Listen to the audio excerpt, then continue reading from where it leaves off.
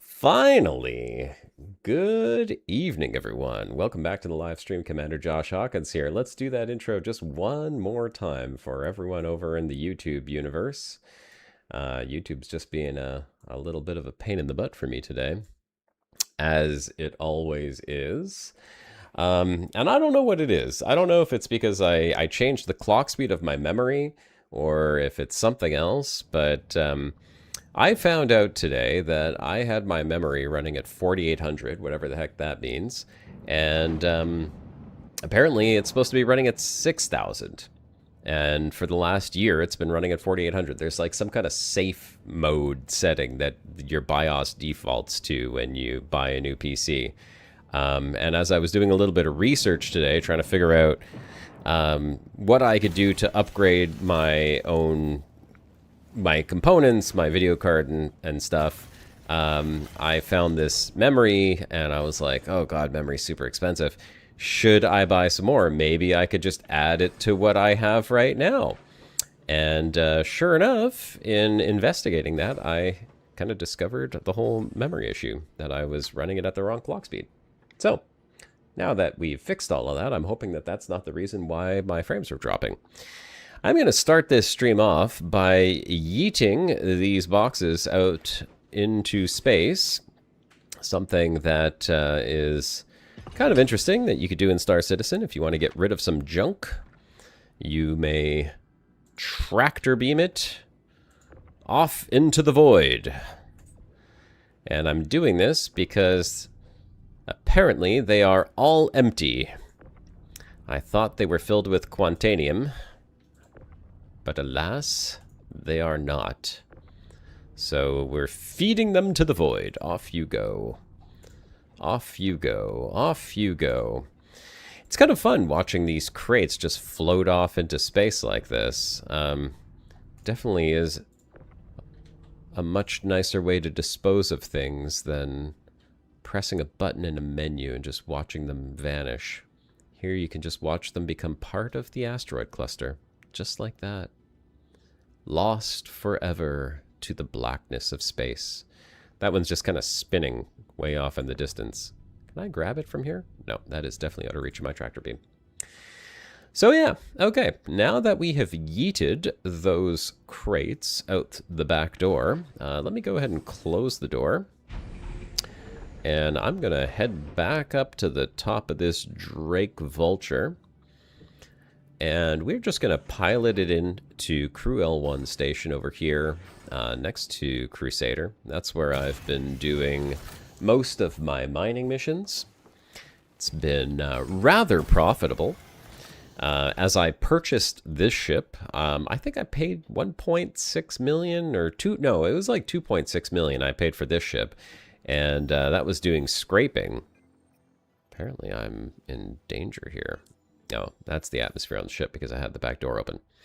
So I paid 2.6 million for this thing. And then since I have since made the change over to mining, mining has started to deliver quite a bit of profit for me. In fact, I am currently at 6.2 million UEC, which is triple where I had started. So I don't know what I'm saving up for yet. I do think that I have to buy a proper mining ship, but the ship that I'll be flying is the Mole, and that one I'm just going to be renting because I can't afford that quite yet. So there I was flying through space, and I got hit in the eye by a large box. I don't know where that came from. Listen, I put all of my Cruise Lux bottles into the recycling bin when I stop in a station, so I do my part to keep the stations clean, but space, I mean, I can't help it if you get hit in the eye by a random crate scorb. There must be hundreds of them out there, perhaps millions. I seem to recall someone else saying they were yeeting boxes the other day, but I don't imagine you were yeeting them into space like I just was. It's a very efficient way to get rid of them. You know, I could have just left them in the station, I suppose. Just strewn all over the place. cluttering up the floor.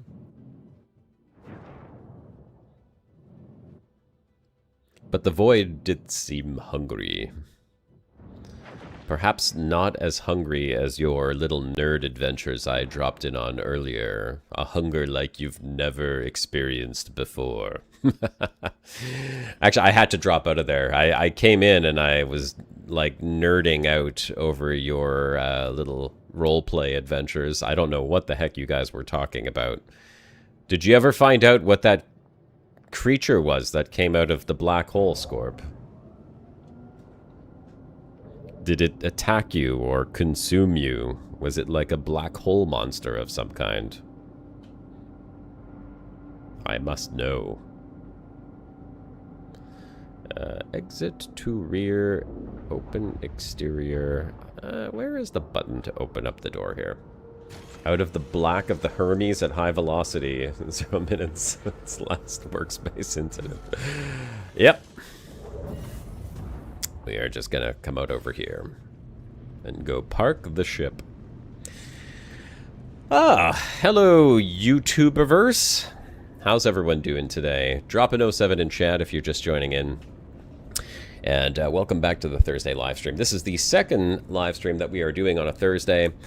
We are continuing to play in Star Citizen, and my mining skills have improved greatly. So much so that I can confidently say that I am fully capable of flying a mole and sliding up and down the ladder and operating the mining laser on the bottom. Of course, it's hard to find rocks still that I can crack open, being a one-man crew, but I did do some multi-crew, which was a lot of fun. Had a couple of friends in there operating the port and whatever the heck is the other side of the ship laser. And we broke open a very nice large chunk of Quantanium, of which I made quite a bit of money. No, it just smiled evilly. Yes, I was there for the part where it smiled evilly. It was right around that point that I did have to go. I was trying to write a description for this YouTube video. My goodness. You see, this is what I have to deal with in this station. This is what I have to deal with in the station. I don't want to lie down on that. Is there a way to pick this up? Can I use my tractor beam in here? Are you allowed to use a tractor beam? No, apparently you cannot. Alright, let's head into the elevator. And we are going to go down to the refinery today, where we are going to go ahead and re-rent the Mole. The Mole has been quite the ship. Now I say I'm rather adept at flying it solo. I mean, anyone can fly a ship in this game. What's wrong with that? Someone just wanted bumper gurney? Well, the fact that they left their bumper gurneys all over the floor in the middle of the hallway where someone could easily trip and hurt themselves on it. I mean, that's an instant trip to the hospital, Shiv.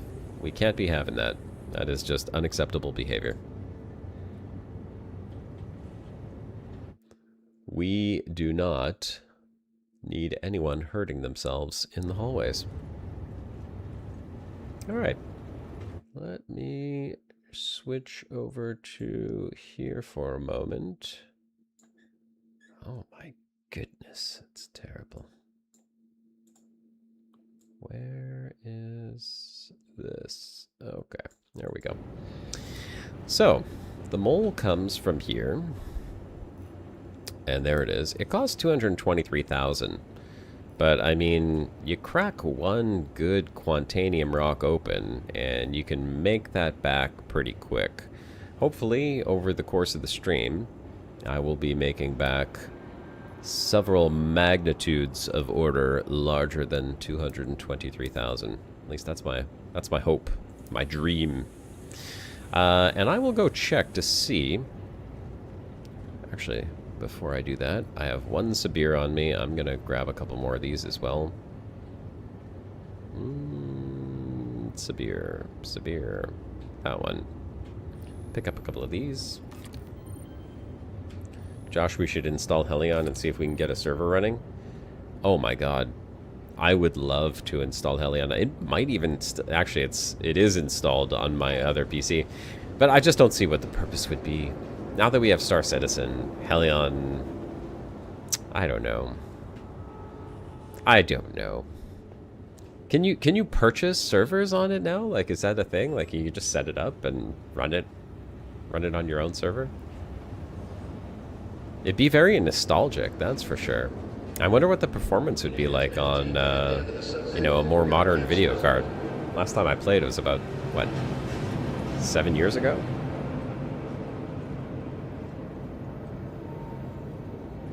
I wonder if anyone's actually played that game in the past 6 years.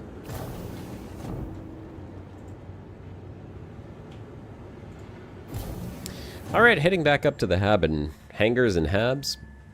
We'll go outfit our mole, get it ready for a little bit of space mining, and then we are going to go off and find ourselves some Quantanium. It has been a little bit difficult, but I have a spot where I have been mining Quantanium that's quite out of the way. I don't have to worry about any other players coming in there and griefing me or causing any mischief, because I don't think that they could ever find me. In fact, if they could, I would welcome them to... I would give them my loot. I'd say, good sir, you deserve all of this loot, and then I would just give it to them. I would yeet it out the back, help them load it into their ship, and then self-destruct my own ship. Because I just think it would be absolutely impossible for them to actually locate me. Way off in the, whatever it's called, belt. Look at this. This is what I'm talking about. Just garbage everywhere. How hard is it, folks? Just put your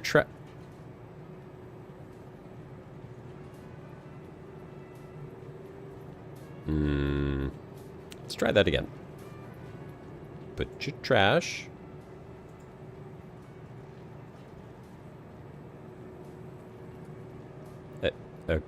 Well, it rolled behind, so that's fine.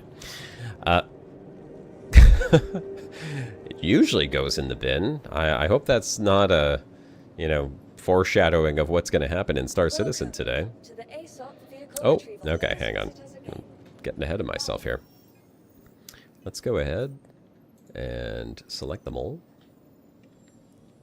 And let's put on the lasers. So we are going to put on the Helix 2.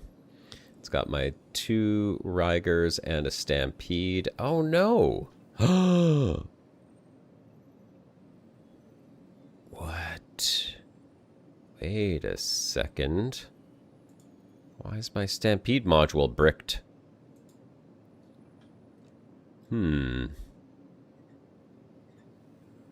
Well, that's no good. At least we have another one.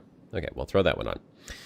And then we will save that, and that should be good for our mining laser.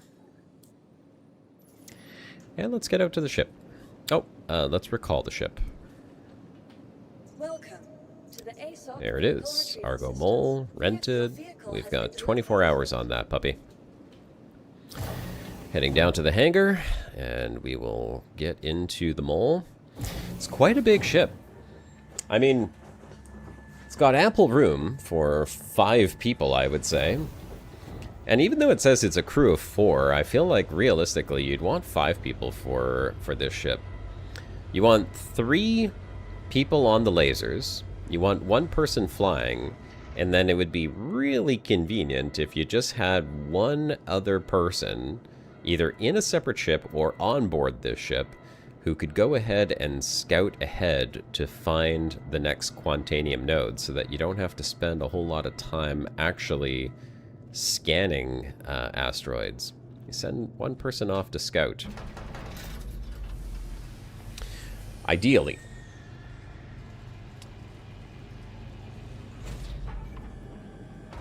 So, all aboard. We'll come up the cargo elevator. This is a very large industrial ship, by the way. It has a cargo elevator that I like to use. It also has this little personal elevator here for a couple of people.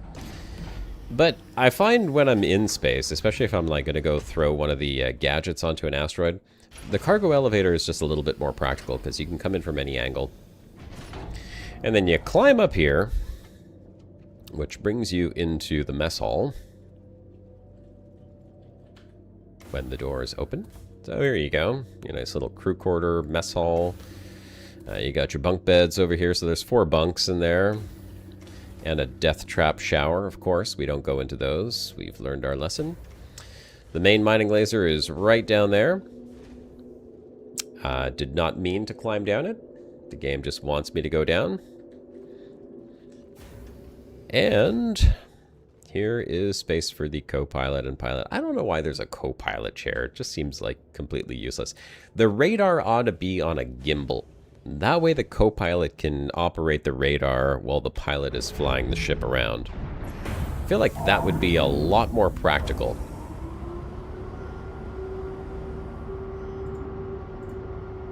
Let's see if we have got juice in everything. Okay, lasers are juiced up, drives are juiced up. This is all looking nice and good. We're just going to turn off the guns, put more into shields.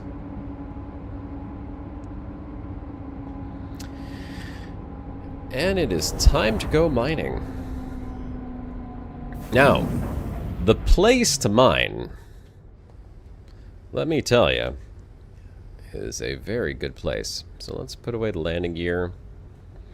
And this is a pretty cool ship because when you do put the landing gear away, it does this nice little reconfiguration, pulls itself together into a little bit more of a streamlined look. Looks like it's going fast, but it's not really a fast ship. And for our destination, we are going to set our destination to Arc L5 Yellow Core Station. But here's the thing, folks. We are not going to go to Arc L5. We are just setting that as our destination, and we are going to be stopping along the way. Now, if you've never seen this before, this is kind of a cool thing.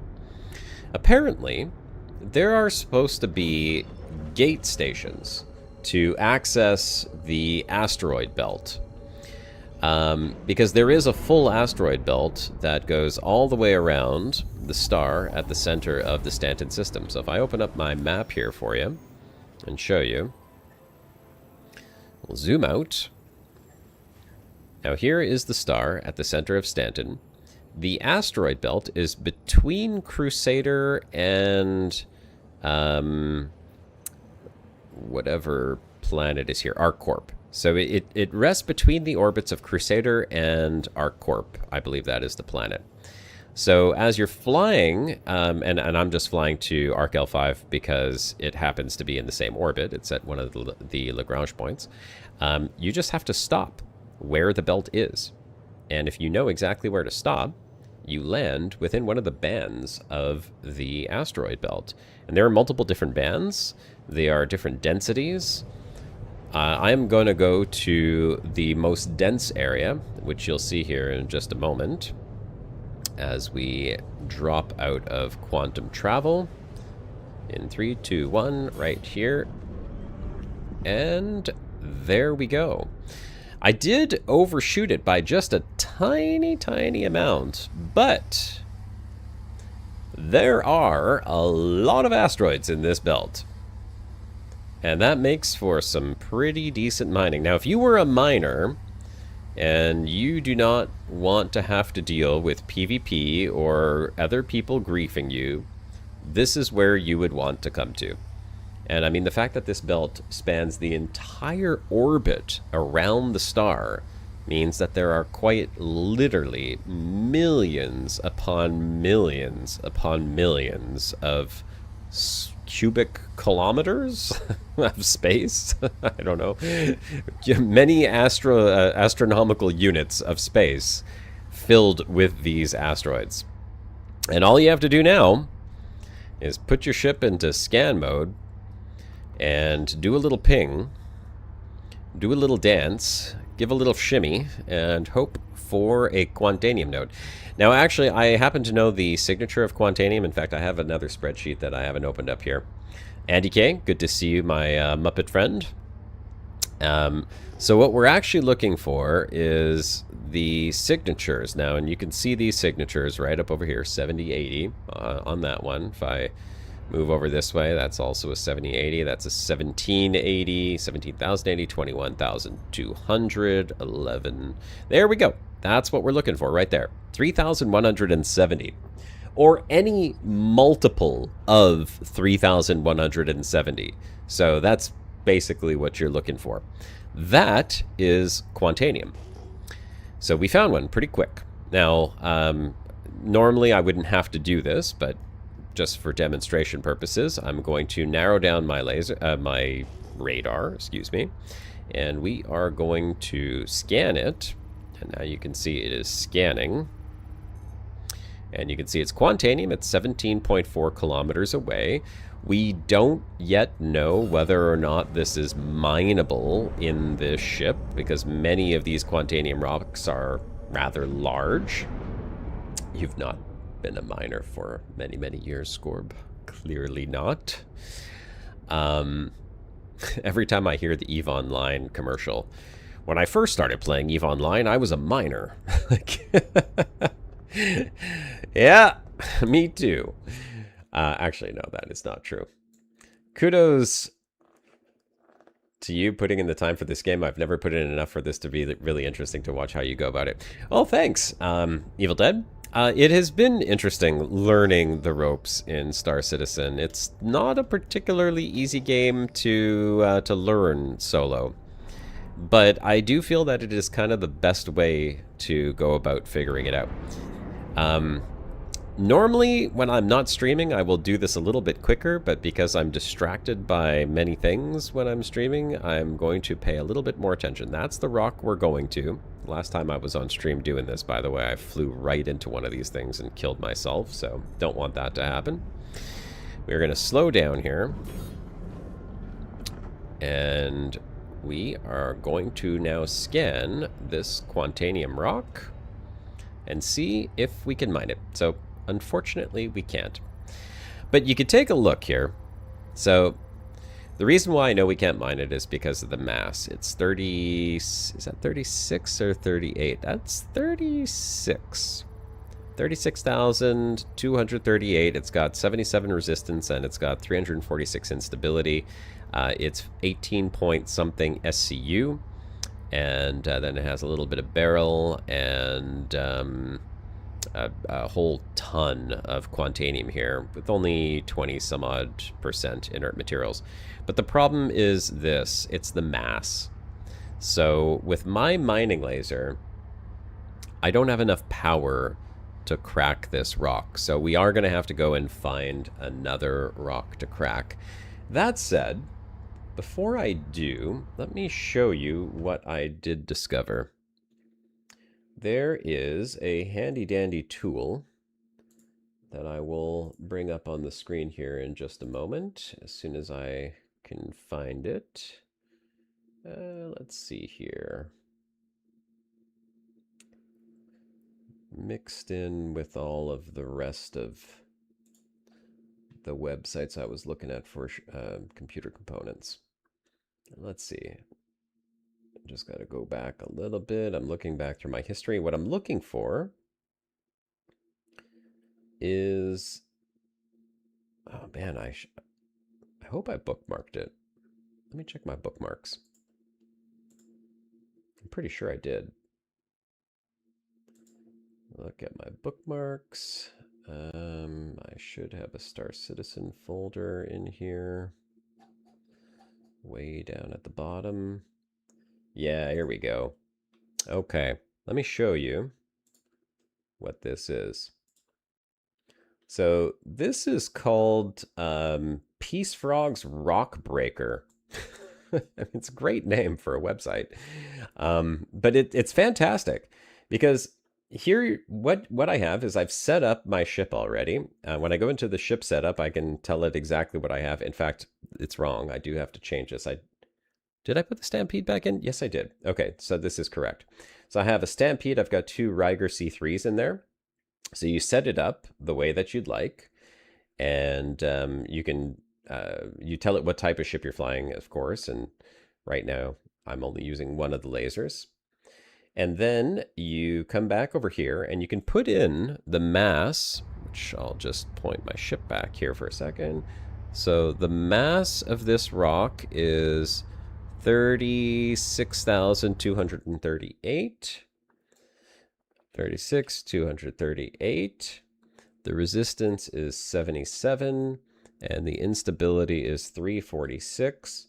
And what it's going to basically do here is say, sorry, you are not going to be able to grab that rock. Cannot break. I can, of course, put in the Sabir gadget because I would be using that. And that's still going to tell me I need a minimum of 130% in order to break this. So I can't get that much juice out of this laser beam. Now I could try, but it just really wouldn't be working. This is like on the cusp of what I could potentially do. So I usually look for rocks with a mass that's just slightly lower than this. If I can find a 35,000 mass rock, the rock is Catholic, too much mass. Yeah, clearly it is.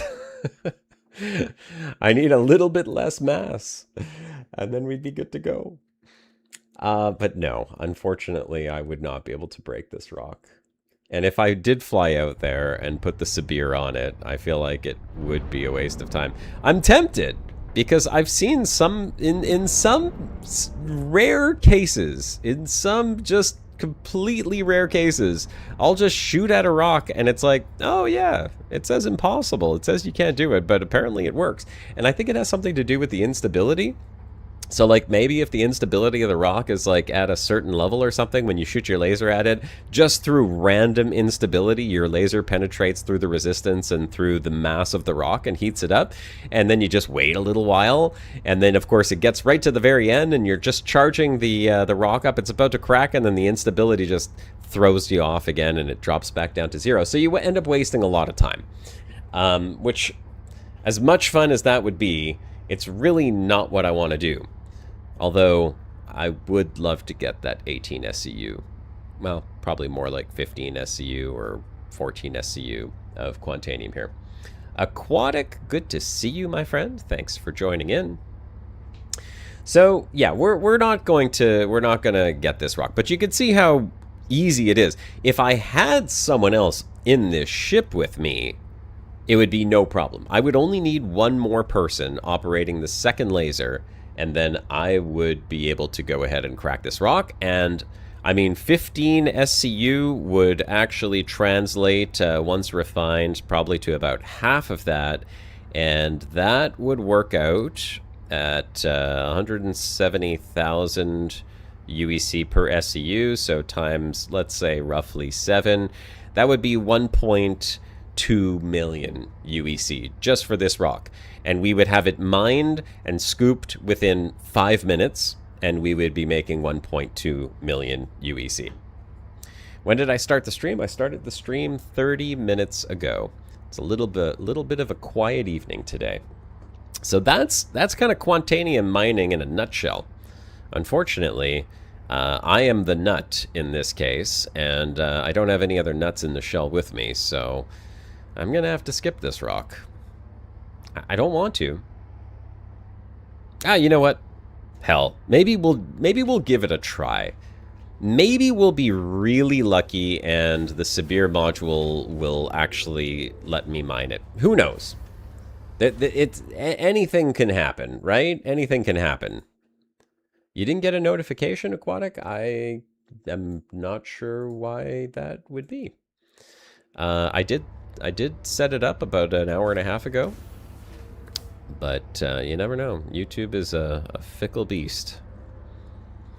Let's find out. Let's go down here and let's find out whether or not we can crack this rock. And I'm going to make sure, yes. Good thing I checked. always check to make sure you're wearing your helmet before you open up any doors to the void of space, folks. That is a quick way back to your hospital bed. Luckily, I did that. So let's jump down here. We'll grab a Sabir. Oh my god. I only have the one because idiot me forgot to grab the other ones that I purchased. But one is all you need. They said love is all you need, but clearly they were wrong. One Sabir is all you need. So we will float over, and we will try to hook up our little gadget to this asteroid. By the way, this is fantastic. I mean, I love mining in Elite Dangerous, but there is something to be said about an asteroid belt like this. Every direction, as far as you can see. Could have sworn I saw like a little red light over there. All right, let's put this thing on right about here. Right about here. Click. Oh, of course it's upside down. Let's just right ourselves over. Now what this does is this lowers the resistance of the rock, but you got to play this little game. And lucky me, I'm already at 87%. So it's actually quite nicely tuned already. You have to get the waveform accuracy over 90% to activate this thing, and you got to have, there's like these three sliders: the propagation, the field range, and the axial scatter. And you get it by kind of fiddling with these. There we go, 90%. Let's see if, yeah. So we'll just, that's all you need. You need 90, and then you activate. Once this is active, it kind of sets up like a little dampening field, if you will, around the asteroid. And it lowers the resistance of the asteroid, making it a little bit easier to mine. And hopefully, and we'll find out here in just a second when I scoot my arse back over to the ship, this is the Aaron's Halo. That's exactly right. Yeah. Thank you. That's the name that was at the tip of my tongue. Aaron's Halo. It is the asteroid belt that goes around the star in the Stanton system. Good to see you again, Simple. Welcome back to the stream. And we will head up the ladder and into the other laser, and we're going to see. If this doesn't work, by the way, the nice thing about that gadget is I can just go float out there and grab it back off the rock. How's the game stability? This game is surprisingly stable. So I have never, I mean, knock on wood, I've never had the game crash to desktop. In the hours of time that I've put into the game, I have crashed back to the menu one time. I actually captured it. Captured it on stream. Well, not on stream, excuse me. It was on my personal stream I captured it. Let's see. Power on. Can we get the laser right up there? It says impossible, but the resistance is low. So we're gonna see. I might have to scoot the ship a little bit more forward. So stability, it's pretty good. Once in a while, the server goes a little haywire, and then you get like these server errors, and you kind of have to wait. But they tend to recover, and I don't know what they're doing on the back end of things, but show me a little green here. That's all I want to see. Just a tiny little bit of green. Nope. I'm going to have to go push the ship forward a little bit and see if we can't get more power by bringing the laser closer to the rock. So yes, coming back to the question of stability, the servers do get errors once in a while. I have found that the real trick to having good servers is to play on servers that have lower population. And so what I do is, when it's middle of the day, if I'm playing during my lunch break, I will go onto an Asian server. If it's end of the day, like right now, I'm on the European server, because there tends to be less people on them, and the fewer people, the less issues that I have. Every time that I have played on a North American server during kind of peak hours, I tend to experience more issues, more bugs, more wonky things happening, and stuff that I don't like. So I like to play on Asian, Australian, and European servers more, and I find that that makes a significant difference in terms of the overall performance that I experience. Just shutting down the engines of the ship. The only thing that sucks on this game is the missions not working. Yes, that is 100% true, Simple. Missions tend to be broken a lot. And so if you are not doing the contracts, missions meaning contracts in the game as a sandbox works really good. If you find an activity that you like I've done scraping, I've done mining, none of those were mission-based. It's just me going out, collecting resources, coming back and refining and selling them. And that seems to be perfectly fine. All right, we are going to try this one more time. Let's see if the laser, right up close, 100% juice. Give it 100%. And we are even going to activate my stampede and hope and pray. Come on. Ooh, it's working, it's working. Yes, we got it, we got it. Okay, that's good. Charge. Go, go, go, go, go, go, go, go, go. I don't care if it overcharges here. I just want to crack this rock open. Yes, we got it. Don't. Okay, yeah, we're gonna lose some mass. That's okay. We're not gonna die. Yeah. Oh, we lost a lot of mass though, and we damaged the ship a little bit, but we're not dead. Just bad things happened. That's all. I could have probably done that a little bit better, but I was just too excited to be able to crack that rock open, and now we've lost a considerable amount of the rock. It is what it is. No Canadian servers. No, there are no Canadian servers. Space Clips, good to see you, my friend. Thanks for joining in, brother. I cracked the code. Everyone who understands and plays this game knows this and say everything is all right. Yeah. If you do what I said and just play on servers that are on the other side of the world that also happen to be in the complete opposite time zone where there are less people, your performance and your stability will be just fine. And to be perfectly honest, like if you think like there's a latency issue playing on a server on the other side of the world, it doesn't. There's no issue at all. Zero latency problems whatsoever. And I wish there was a Canadian server, maybe something in like Toronto, East Coast, something like that would be great. They never have Montreal servers, so that's not really a thing. We just got to point this down a little bit so I can zap the little chunks that are left. Hopefully we'll get a couple of SCU of Quantanium. It's not going to be much, because I literally destroyed the entire rock. But what I wanted to do there was more for demonstration purposes. It was to show that it is possible to do it. Oh, okay. Actually, hold on. These are not entirely bad. There's 3.46 SCU there, mostly Quantanium. And this one is 2.99, mostly inert. We'll grab them both anyhow, because regardless of the mix here, I'm still going to make about 200,000 off of this. I know there's gadgets that increase the green zone. Have a good night, Aquatic. I guess you're... Oh, no, not Aquatic. Excuse me. Evil Dead. Almost 2 a.m. Yeah. Okay, Evil Dead. Well, thanks for joining in, brother. Have a good night. We'll see you in the next stream. So at least I can crack this rock again.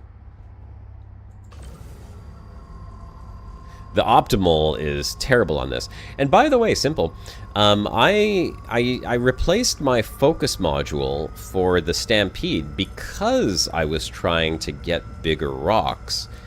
But I mean, that does leave you with, I mean, it's a sliver. So more often than not, I am struggling. Like you could see here, this is razor thin, this one. It's tricky. It's very tricky to charge that up without overcharging and destroying some of the materials. Very, very tricky. Let's get some juice going here. So the breaking point's around 91% on this one. Instability's not too bad on the little chunk. It says easy, but that's a lie. Probably too far, because I'm not in the optimal range. But I'm going to lose mass on this. At the end of the day, the way that I broke that rock, it's not really worth it. Because I lost like 10 SCU or more worth of material because of how I broke the rock. The fact that it was overcharged and I was in the danger zone, so I took damage to my ship on top of it. I could bring all the modules with me and change it on the fly. Yeah, as a matter of fact, I have one of them with me right now. I don't remember which one I brought. It's probably not a terrible idea. In fact, the other thing that I thought of simple, and I think this is another solution, is you set up one of the second or third lasers with other modules. So like when I get down to these rocks here and I just need to break them and they're already easy to crack into, I don't need as much power. And that way I don't have to hot swap modules on the fly. I could just kind of just go to the other laser, activate that one, and that one would have a bigger green window on it. Because, like, let's be honest, this is... it's not going to be impossible to charge the rock. Although being this far away from it is going to take a while. You know what? We are going to go advance the ship a little bit more. Because if I don't, it will take forever.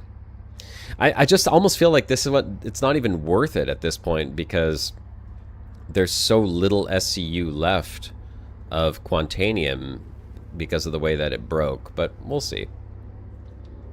These trips are really quick, so what I tend to do is if I get lucky and there's 2 Quantanium asteroids, I'll try to mine them both if they're both within you know, cracking mass, but otherwise I grab the one and then I immediately go back to station because it does start a timer. You have 25 minutes.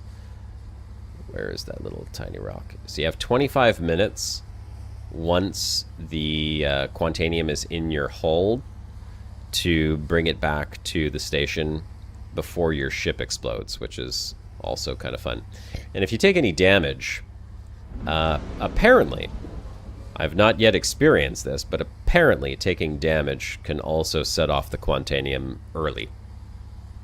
So, who knows? Bring low power with more stability. You can even mine gems with it. Really? Are you talking about like the gems down on the ground? I've found that like those gems can be worth a lot. The only problem is they're such small quantities that like you need to scoop up 1,000 of them to fill up one SCU. But I mean, like Hadanite, I think is worth like 600,000 UEC if you can get an SCU worth of it.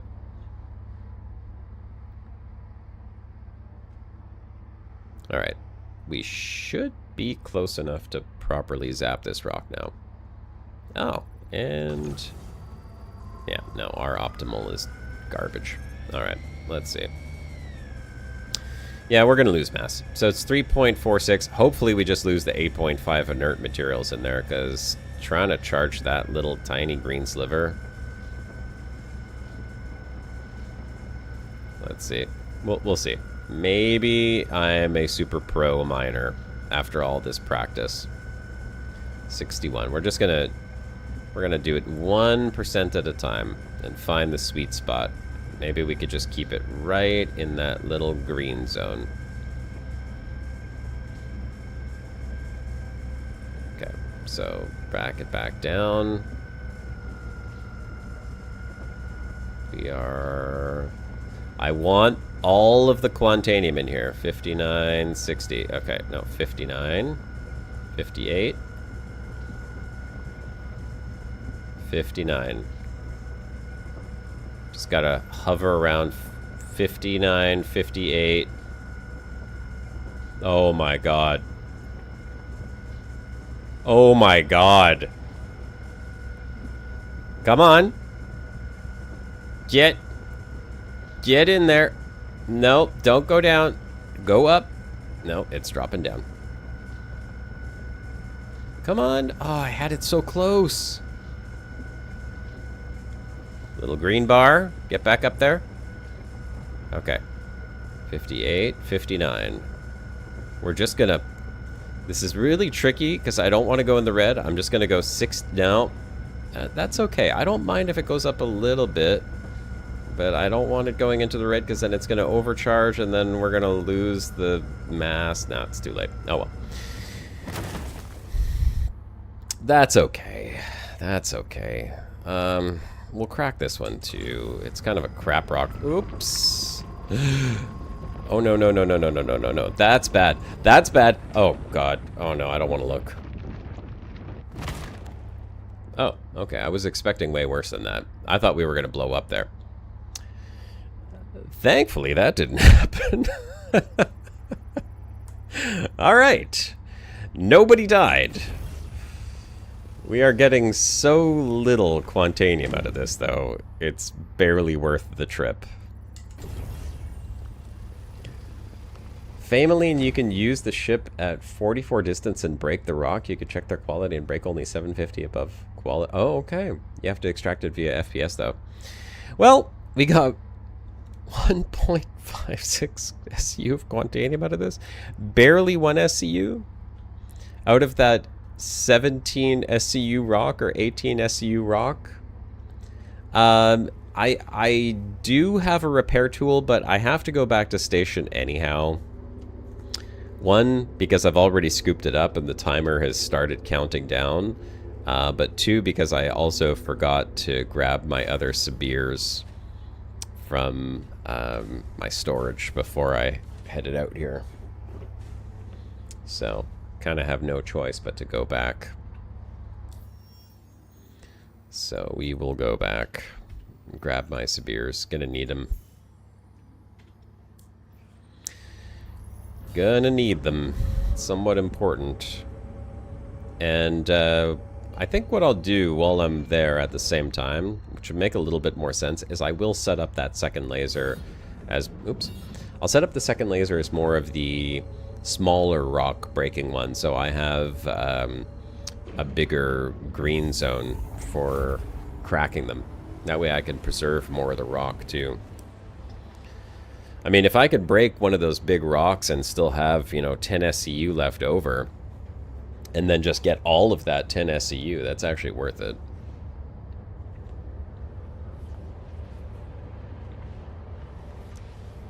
So, I also wanted to say, I noticed something really interesting after last week's stream.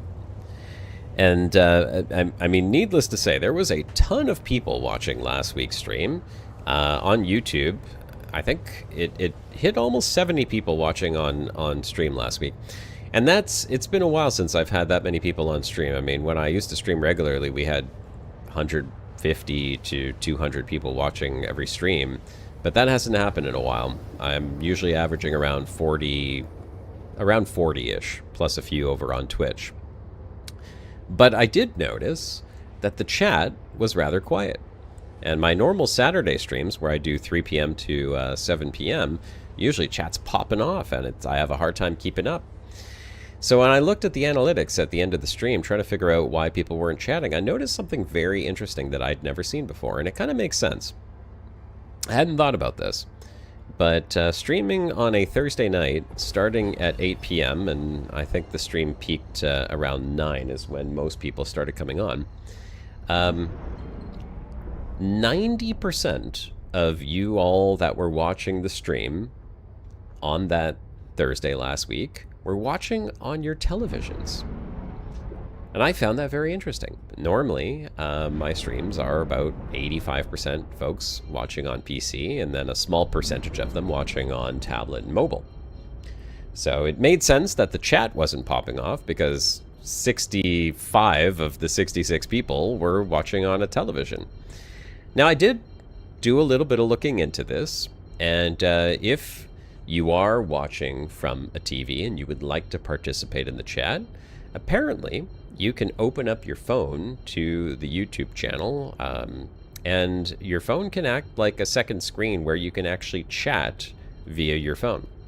At least that's what Gemini was saying that people could do if they wanted to participate in the chat, because I was trying to figure out how, watching a TV, you could still engage in the chat if you want to. So if you are sitting on your couch and watching the stream and just enjoying a chill evening of some Star Citizen and a little bit of mining happening in the background, and you'd like to participate in chat, feel free to pick up your phone and just keep that somewhere nearby.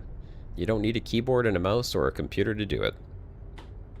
And it would be really cool to also know of the folks that are watching right now, if you are watching from a TV. I mean, I could see those numbers in the stream data at the end when I look at the analytics, but it'd be kind of cool to know if that's how you usually watch YouTube over television. Makes sense for this time of the day, of course.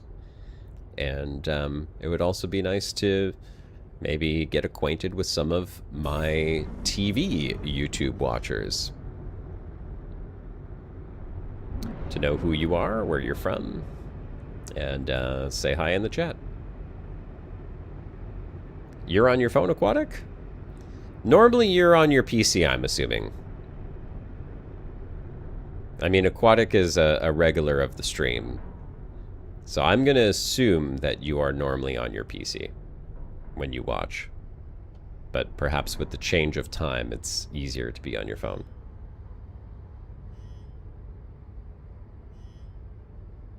Is that a safe assumption?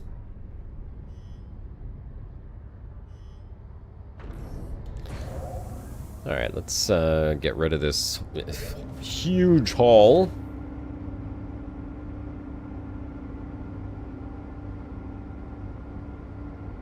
Rusty Dog. Hey, Rusty Dog. Oh my gosh. Sorry, I did not see that message pop up there. It kind of got buried on my screen. Good to see you, Rusty Dog. Reginald, you refuse to comment in the chat? That is perfectly fair, but it's always nice to at least say hello, and I appreciate you taking the time to do that. Hope you're having a wonderful evening.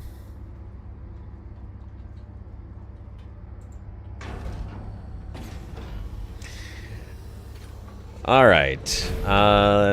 Let me see what else I'm going to forget before we leave this station. I'm going to grab all of the Sabirs. You're watching on YouTube and on Twitch. You're my #1 fan, Ascorbius. What can I say? Let's see here. Where is the search? Search. I need to search for Sabir. It's called Here we go. See, look at this. I bought a whole bunch of them. Trying all 3 gadgets. Try getting all 3 gadgets and play around with them. Dan Fry, good to see you. And thank you for also commenting and saying hello. Appreciate that. Dan, Reginald, did either one of you just grab your phones so that you could jump on here and say hi in the chat? Or did you just happen to join in on PC or on your phones? Simple, I would like to try out the other gadgets. I just have no idea what the hell they do. Seemed like Sabir was kind of like the best one because it lowers the resistance, but if there's something else... Correct me if I'm mistaken, but you cannot combine gadgets on an asteroid, correct? I mean, it literally says when you look at the gadget, very bad things will happen if you do this. And so I have avoided picking them up. No, you can't combine. Okay, yeah, that's what I thought. Go to the lobby. But check it out. I will check it out. Okay, I will go ahead and do that. By the way, Scorb, I will say that when I watched your stream the other day, I noticed that you had your webcam little image in a nice little frame like that, and I was very impressed by how clean it looked, so I decided to go and put some plugins into OBS so that I can have a nice little frame around mine too. It looks much nicer than my little square that I have on there normally.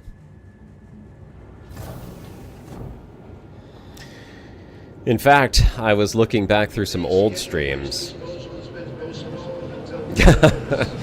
Absolutely not, Reginald. I would never ask someone to comment when they do not want to comment. It's more a curiosity than anything. You are watching on your TV, Dan. Hey, there we go. Cool. But via PC.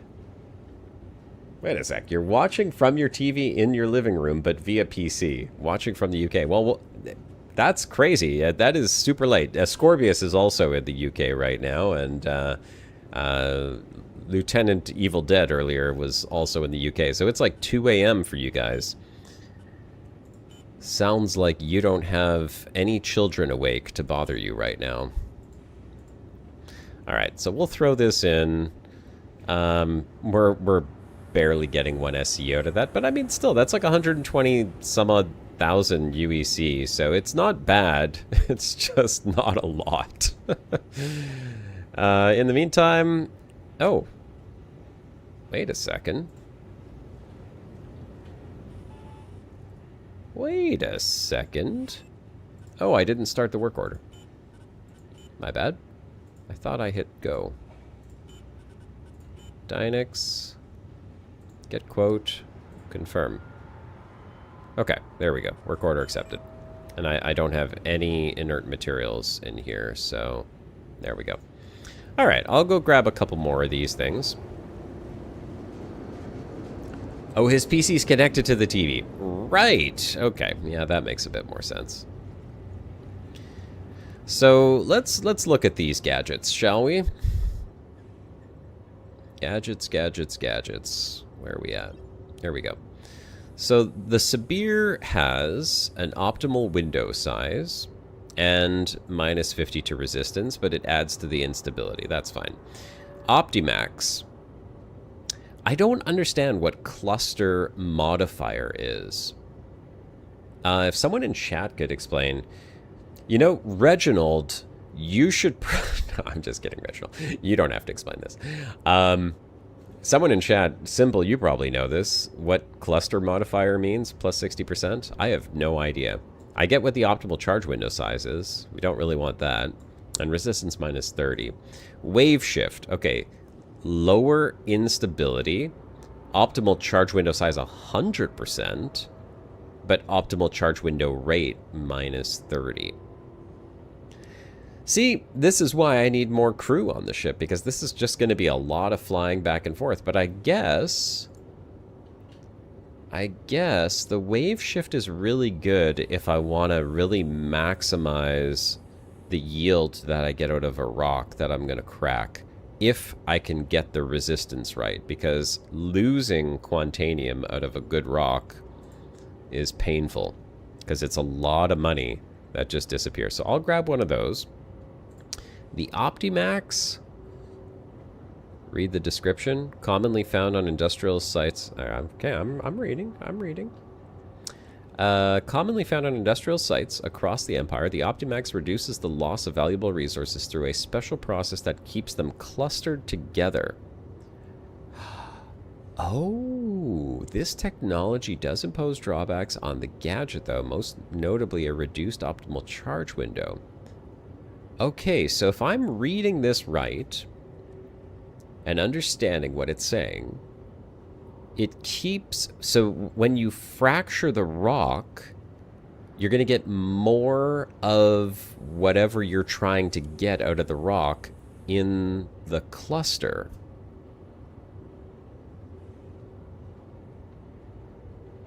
That's expensive. 27... Oh, we'll buy one.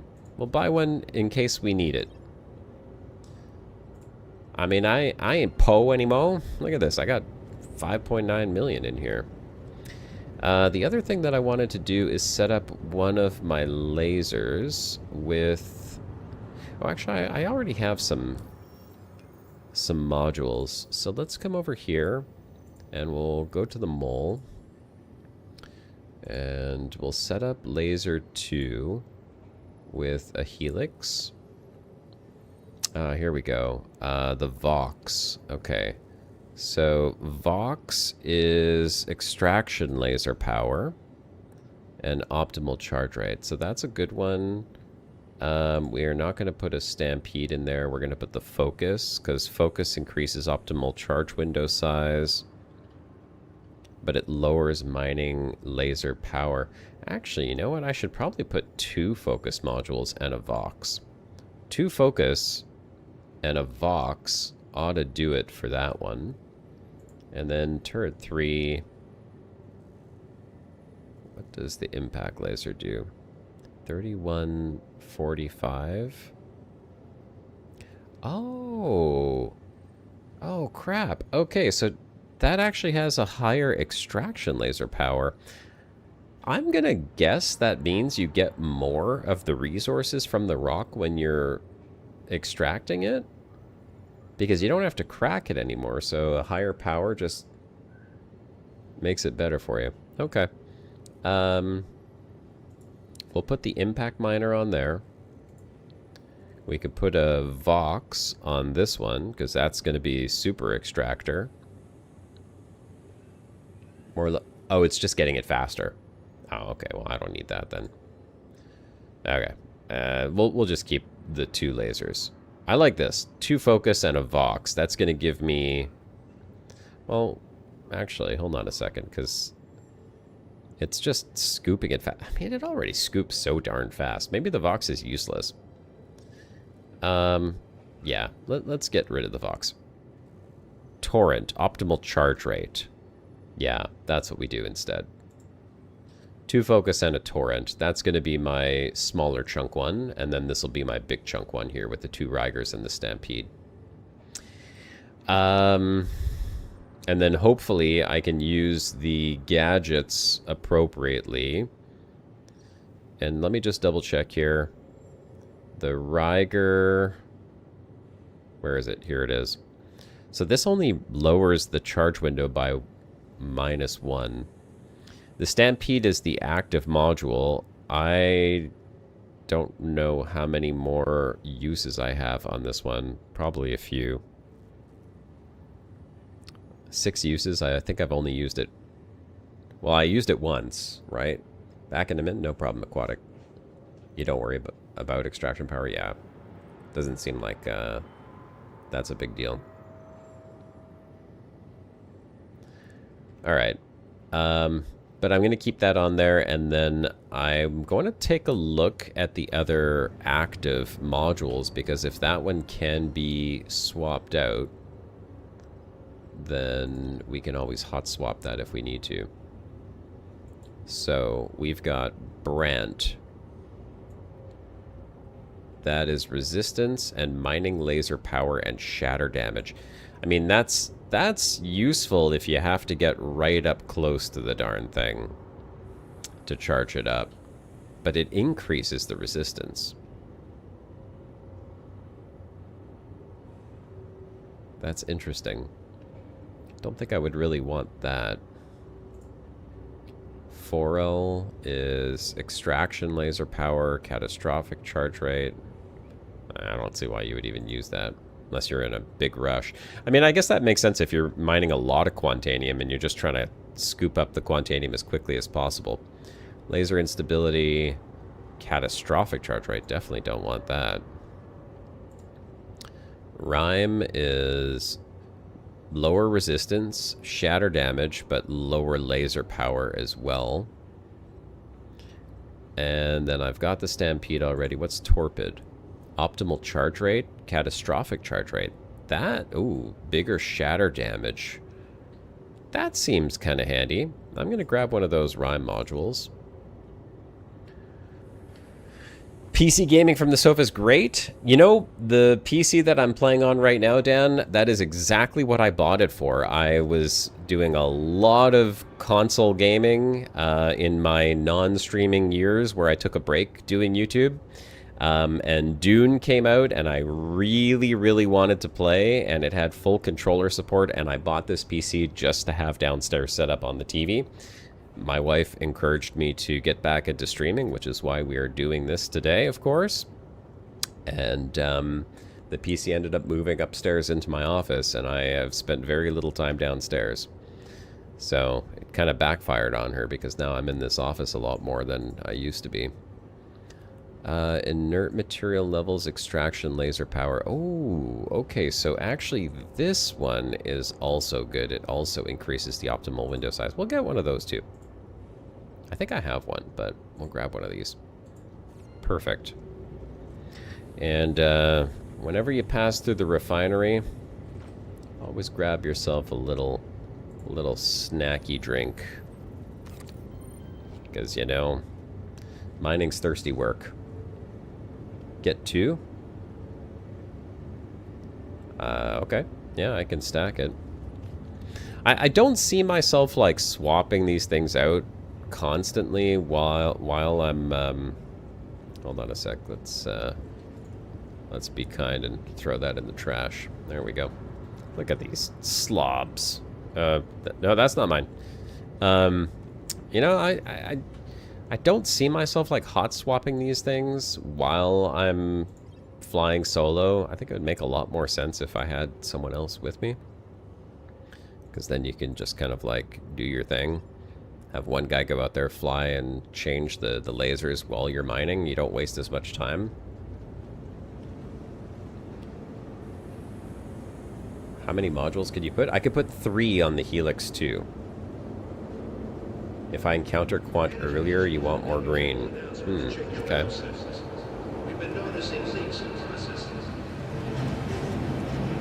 You're at your desk all day for job. You're pipping 4K at 120 via 20-meter optical HDMI cable down into your living room with a 20-meter powered USB bus. Sounds how I set up my home theater. Literally needed like a 30-foot long powered HDMI cable, because when they get to that distance, they have to be powered and they have to be unidirectional. So it only sends a signal one way. It reduces the degradation over a long distance that it has to travel on the HDMI cable.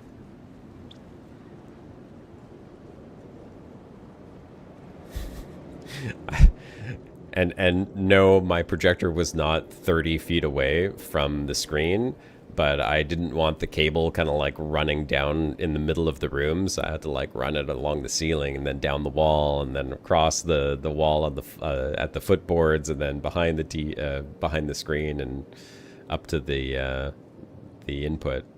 So it was a bit of a pain in the ass. Oh, let's do this. Vehicle, select ship, mole. Let's just double check what we got right now. Okay, so we've got 2 Ryger and a Stampede. This is our cracking one here. The Ryger is giving more juice, right? Like it's 125%. The Stampede... Oops, where's the Stampede? The Stampede is giving 135. So if I take off one of these Rygers and put a focus on there, which I think would be... Oh, what happened to my turret 2? Stampede, Vox. No, I said we were going to switch out the Vox. Because the Vox is just the extraction power. So we were going to put the Torrent. That's so weird. I swear I changed that. Maybe I didn't hit save. We were going to put the Torrent, and we were going to put a focus, optimal charge window size, and the Torrent is optimal charge window rate. Actually, maybe the Torrent goes on instead of one of these. So even though I have a slightly smaller window because of the Stampede, I can charge it faster. Oh no, it's not the Stampede that does that. It's the Ryger that does that. I am so confused right now. Okay, never mind. This needs to go. Stampede is definitely not on laser 2. We are doing focus, which is charge window size. We're doing torrent, which is charge rate. And then what's the rhyme do? Rhyme is resistance. Let's try that. That could be interesting. It's nice when you can run all the wiring inside the walls of the house, speakers, network, optical. Yeah, no, I'd love to be able to do that. Every time well, not that I move all the time. We bought this house 6 years ago. When we moved into this house, I said I was going to do that. And every time I say I'm going to do it, I don't end up doing it. Because I just get lazy and I ended up just kind of like... I run it hidden, kind of like down the wall. I'll put one of those plastic channels down the wall and paint it the same color as the wall so that it's not visible. And then just kind of like hide it below the floorboards. Okay, Argo Mole. There we go. And we're going to grab the rest of the stuff out of here. So we want mining. Oh, I got a whole bunch of stuff. All right, what are we bringing? Not the 2. Not the 2. There should be a filter. Okay, we'll grab the extra focus. We can grab the extra stampede. Who knows? You never know. Box 2. And there's the rhyme module. That was the XL. The torpid is optimal yeah, that was the other one. Okay, the torpid. That's the one that I wanted to put on. Oh, it's an active module, though. Okay, that's interesting. Hell, we'll bring them all. Who knows? You never know. Maybe I'm going to need to put them all on here. Okay. That's good. We'll clear the filters, and we are good to go. All right. I'll get the helmet back on before I head back into the ship.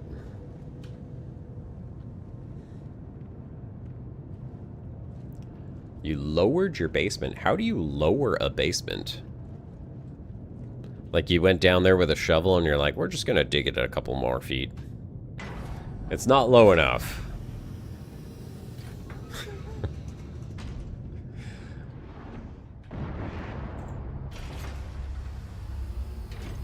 Underpin? I'm not quite sure what that means, underpin. I have soft hands, Aquatic. Never done any underpinning.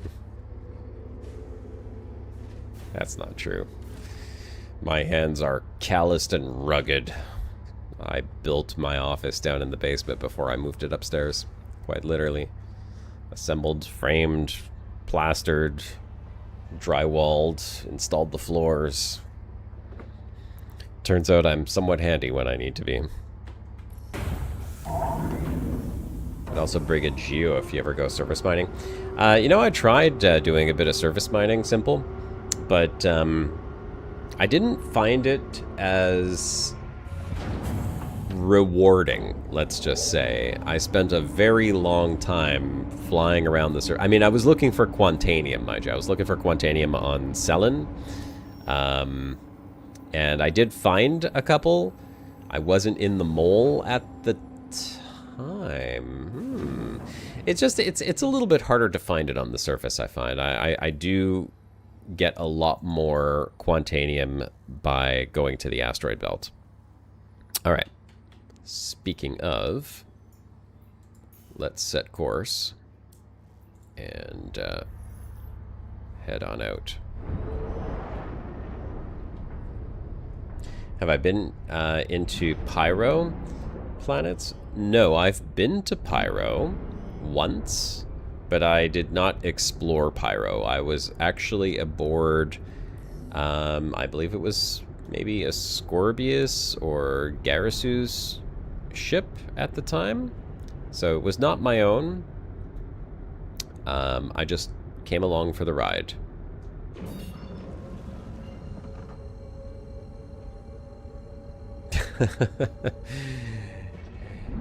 You know, I've been trying to answer that same question, Simple. Does this game have exploration? I would... You know, being an explorer in Elite Dangerous and spending 99% of my in-game time out in the black, jumping from system to system and looking for cool places, which is basically how I built this channel up, I have been searching for the equivalent in Star Citizen. And I think I've found an equivalent. It's not a one-to-one equivalent. I would not say it's the same type of exploration, but I have been pretty impressed at just how much there is to see in the game. And what I mean is, like, one planet... Oh, I missed the jump. Sorry. I'm off by 0.1 gigameters. I'm going to have to just set myself back into quantum travel here. You know, having a planet that has life on it and fauna and flora and all that stuff just seems to make the planet that much more interesting. And I've watched a few YouTube videos of folks kind of like going to interesting places, and a couple of the things that I've seen is like they were just flying around over the planet and they saw some colorful patch of land and they wanted to go check it out, and they landed. There were like these really weird like acid pools and stuff. So there is stuff in the game to explore, and I have yet to see it, but I'm kind of getting there. You know, this, I said last stream, this is kind of like a means to an end right here. I enjoy the mining very much. It's an activity that I have, I think I could honestly say it's really grown on me because it's quite deep. I mean, look at all these modules that I'm fiddling around with here trying to figure it out. And then, of course, you can go down and mine on a planet surface. But... You know, the goal is to build up enough money so I can have a fleet of ships. That's what I want. I want a big fleet of ships so that I could do a whole bunch of different things.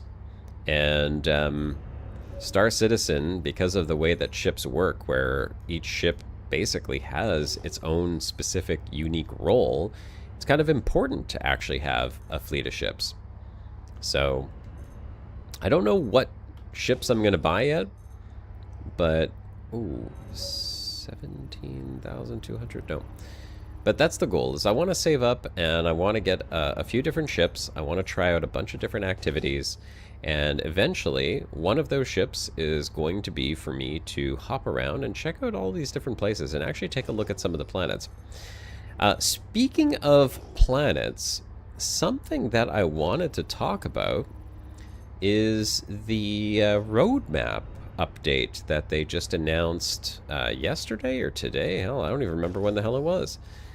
I pulled it up. I've actually got it up on my browser, and I wanted to go over a couple things because there's some really interesting stuff. And if you don't keep up with you know, news and updates, which is something that I've done a fair bit on my channel, 15.420.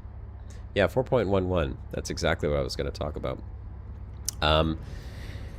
I want to share a little bit what I've seen in there because it does look pretty interesting.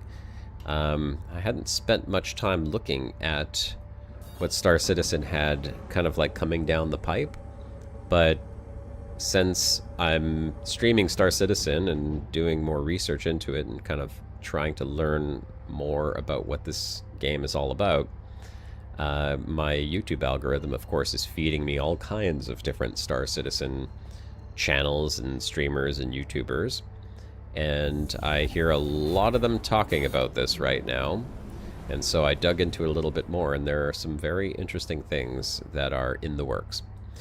I will, of course, reserve judgment on these things, and I will say that it is very likely that many of them will not get put into the game in anything that would be considered a reasonable time frame. And I'm not going to jump up and down and squeal like a little piggy when I read these things, because like some of the folks I'm seeing on YouTube are like literally like opening this up like a box of candy and like, ah! Like, dude, it says tentative right underneath it. Like, don't freak out over a feature that's tentative in an upcoming patch that goes beyond where your current PTU is. Oh, here, I found some Quantanium, so I'll head over there. All of that stuff is tentative. The game's been in development for 12 years. Like, don't hold your breath, right? But if they can produce it, and they can produce it in a reasonable period of time, and it does in fact make it into the 4.11 update, which would come after this next 4.10 update comes out, which people thought was going to be this week, and now it's probably going to be next week, and who knows when it's actually going to be. There's some really interesting stuff in there. So that was a long rant to say that the stuff that they have put on the roadmap for 4.11 actually looks cool. Best one you watched. Space Tomato is good. Yes, I have started watching a few of his videos, and I agree that he does a great job. Hang on just one second. Yeah? You can open the door.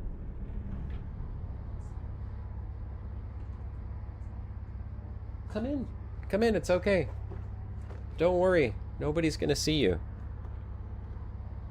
You can sneak right in the door, darling. My wife wants to come in and get something off of her desk, and she thinks that everyone's gonna see her walking through the door. Board Gamer, Super Mac Bros, and Space Tomato. Yes, all three of those guys are fairly good. Super Mac Bros does a very interesting job with his videos, and Space Tomato I like as well. So some good stuff there.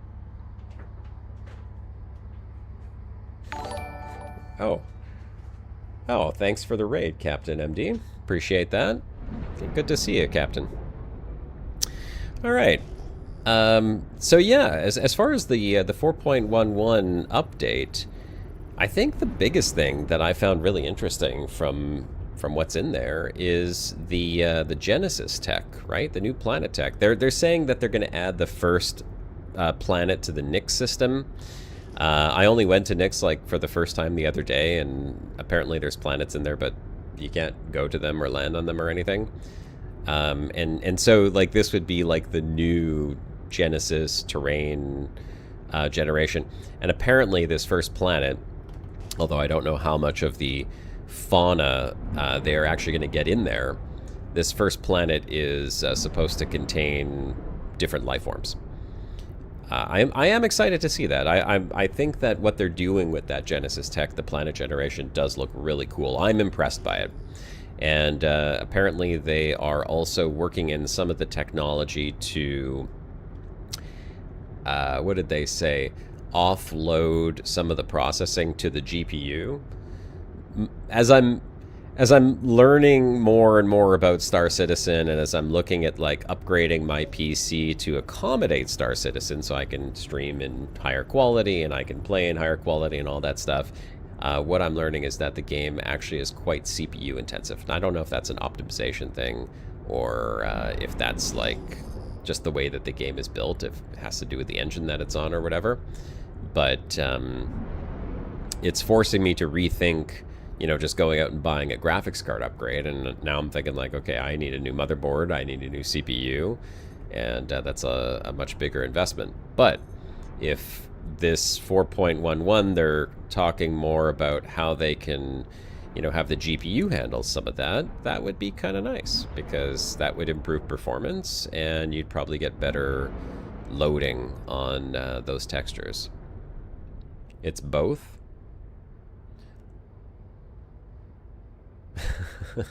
So what if they deliver? Will you be squealing like children? No. No, I don't think I will. Oh, here we go. Here we go. Okay, we've got a rock. It's 33,000. That's good. It's less than the other one.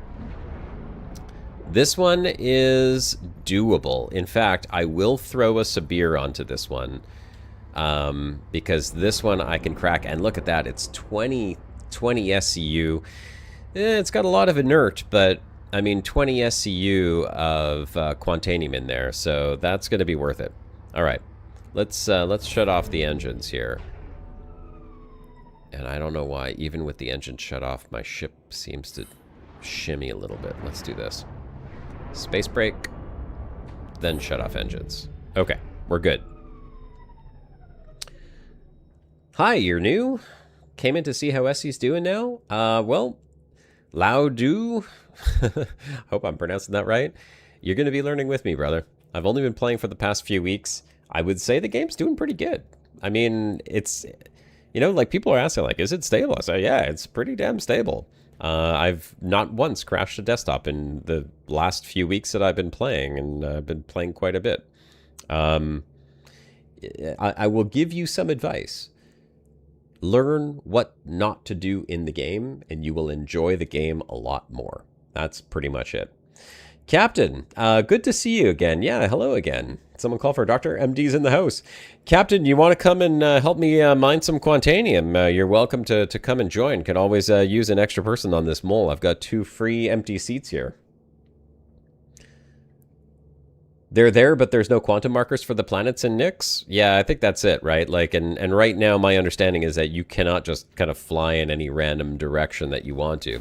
Someone told me, though, and I don't know how true this is, someone said to me that there was some intent on, what did they say? Like making quantum travel so you could steer the ship while in quantum travel? Like, I don't know how you would do that considering how fast the ship goes. They were saying that it was kind of like how Super Cruise works in Elite Dangerous, where you could kind of like maybe swerve a little bit. Hey, no problem, man. Low sleep lately. Take it easy. Enjoy some chill stream, and you don't have to come and help me out. That's all good. I'm doing a solo mining trip right now. I'm trying to make the best I can with, you know, the mole here. It's tough. I'm not gonna lie. Did I have my helmet on? Yes, I do. Not gonna lie. Solo mining in the mole is a tricky thing to do. Okay, so I think we're going to throw the Sabir. That's what we're going to do. I might save the other gadgets for when this rock breaks so that we can get the most out of it. But the Sabir is going to be the first one. The quantum update.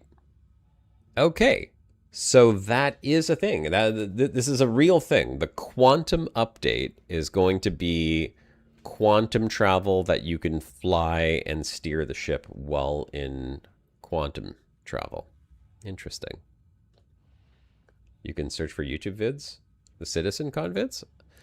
You know, that's something that I have not looked at much. I should check out some of the CitizenCon stuff. The hype meetings, the cult meetings, right? That's where they really suck me in. That's where I drink the Kool-Aid. Is that where I go from, yeah, this game's okay, and there's some fun stuff about it, to like squealing and cheering and all that stuff? That's how they get you.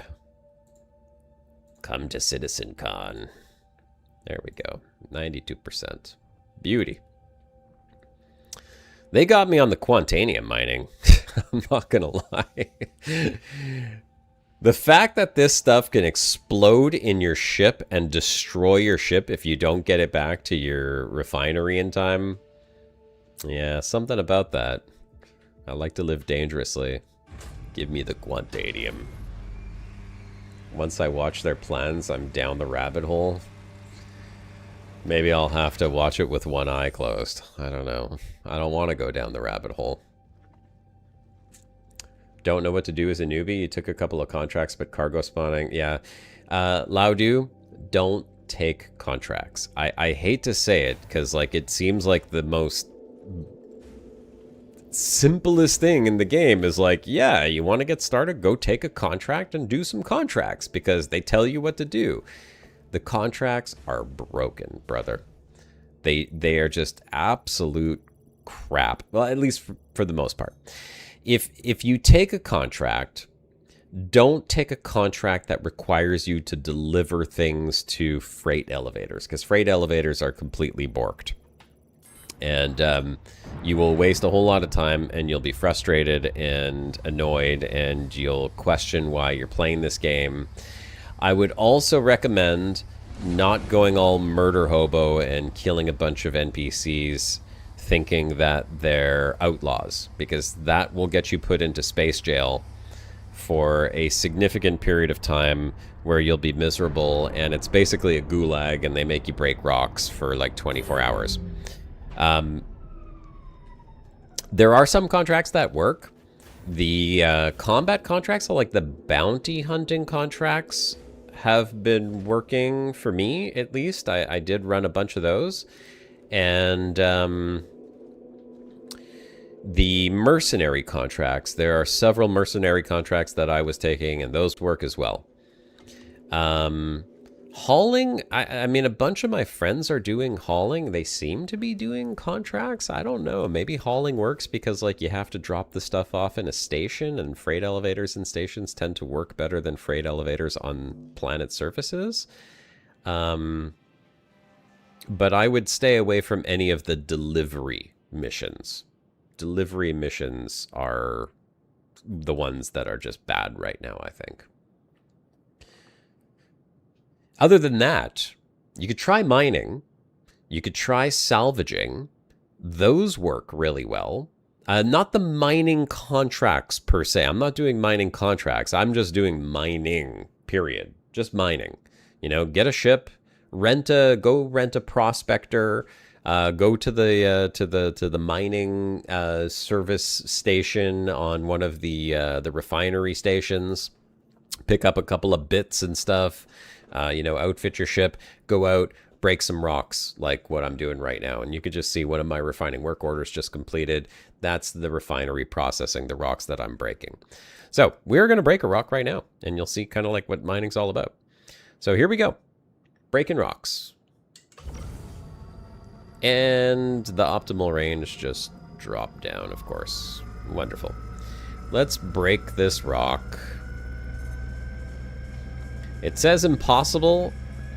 That is a lie. Although I might have to get closer. I might have to... there we go. There we go. There we go. We got juice, but it's really in the high 90s here. We're going to have to sit at like 100%, wait for this to slowly charge up. Yeah, Captain MD saying specifically anything involving freight elevators, that should be tuned up in 4.10. I don't know. I didn't play in the PTU, so I don't know if that's actually something that they fixed in the... I mean, has anyone tried the PTU? That would be good to know. If someone's been in the PTU, you could tell us if freight elevators are working. Hopefully it is. Because the delivery missions are kind of fun. Like, it's like, go here, go pick this up, drop this off. It gives you a little bit of a chance to kind of like go and see different places, which is interesting. And there's something satisfying about kind of like being a little space taxi for some parcels. This is gonna take a while. I gotta probably push the ship up a little bit more. The instability on this rock is the only thing charging it up right now, but it is gonna be really tough to keep it in the green. Yeah. Come on, come on. Unless I could find maybe like one spot on the rock that's a little bit closer. There, 11. Maybe that'll charge a little faster. Oh, there's a 10. There, that'll help. There we go. There we go. Okay, she's moving. She's moving. So when I'm mining, by the way, what I usually do is before I get to the green, especially because it's such a narrow spot there, try to find the laser intensity where the green just kind of like stabilizes. Because once you get it in there, you don't really want your beam jumping up into the red. You lose stuff because of that. So 99. No, this is like, yeah, this is so unstable, and even at 100%, it's just like gonna drop down. I'm gonna have to squeeze the ship forward a bit. Pretty sure you'd prefer delivery to mining. Nothing wrong with the rabbit hole. Jessica Rabbit might be in there. Nerd. Okay, so before stream, I saw a bunch of folks in one of the voice channels on Ascorbius's Discord, and I thought they were playing Star Citizen, so I was going to join in there and see if anyone wanted to join me on stream. I jumped in and they were playing some role-playing game, and I'm not judging, because like I've done the exact same thing. I literally used to host D&D sessions at my house and go for like 6-hour sessions. But it was just so funny because I dropped in and they were like full-on role play with voices and everything. And I couldn't help it. I just started laughing to myself. I had to mute my mic because I didn't want to insult anyone. I mean, I'm a huge nerd myself, but it was like the nerdiest gathering you've ever heard. Sorry, Scorp. It was the nerdiest roleplay I've heard, at least in like the last 10 years. It was so good. I should have recorded it. I could have made like the most viral video on YouTube. Oh, look at this. Okay, we are going to get this rock, and I'm going to get it right into that optimal slot. I don't even know what game you were playing, by the way. Tell me what you were playing, because you had like a little visual thing going on there with the virtual board you were moving around, but I've never seen that before in my life.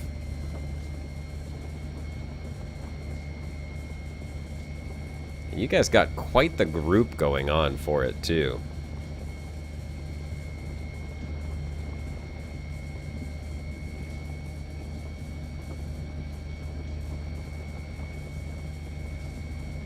Okay, we're gonna stay at 98% because the instability is pushing me up into the optimal. Oh, let's drop it down. 97.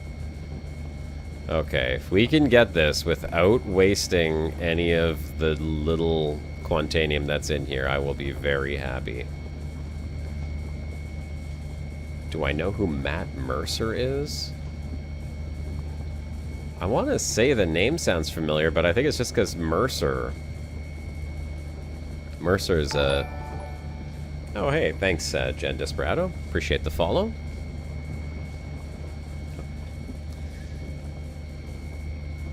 Who is it? Is it Rick Mercer? I'm trying to remember. There's like the Mercer Report.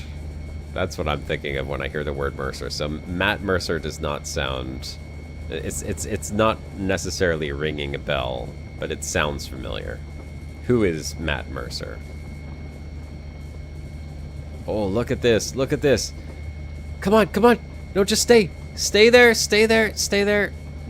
Come on, back up. Back up, back up. Come on. Get back in the green. Oh. Oh my god, it's so...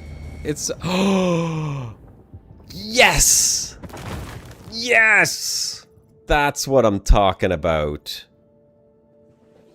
He's a dungeon master for Critical Role, also a voice actor. No, I'm not familiar with him.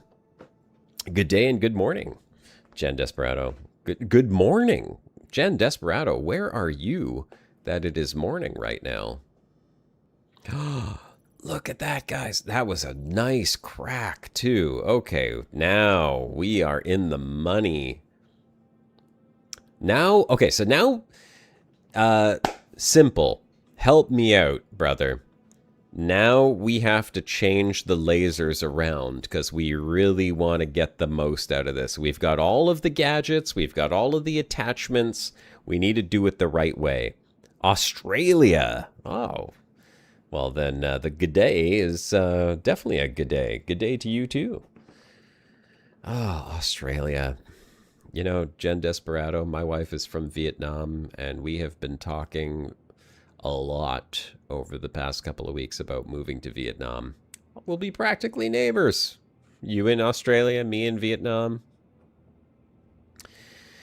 Yeah, the module. Okay, unlock the ports, go 0, and change them. Yeah, I just need to know what to change. I will unlock the... Oh, I can't unlock the ports from this laser. I'm going to have to switch the lasers to something... it was the second laser. I don't remember which one it is, but I will go back to the cockpit now, because this is going to turn a profit. If I can get all of the Quantanium out of this, or at least most of the Quantanium out of this... We are earning here, boys. Earning. It is very hot in Vietnam. And when you say the summer anyway, it is always summer in Vietnam. There is no anything but summer. There's summer, and then there's the hot part of the summer, and then there's the less hot part of the summer, and then there's the dry part of the summer, and then there's the wet part of the summer. That's basically all 4 seasons in Vietnam, but they all include summer, and they all include ridiculous heat and humidity. You know, I've been to a few places where it's hot. At least I thought it was hot. I've been to the Caribbean, I've been to Mexico, I've been to Cuba, and... you know, before my first trip to Vietnam, my wife's like, no, it's really hot in Vietnam. I was like, yeah, you know what? I like heat. It gets really hot in Montreal. We've had summers here where it's 35 degrees, 38 degrees. I've seen 40 degrees. And, you know, I've been to Cuba. I've been to Mexico. I've been to Martinique and St. Lucia and St. Vincent. Like, it's hot. It's Caribbean. It's humid. Like, that's fine. It's totally cool. And then I went to Vietnam. And I was just... Blech. It is so hot. You step outside and you instantly start sweating.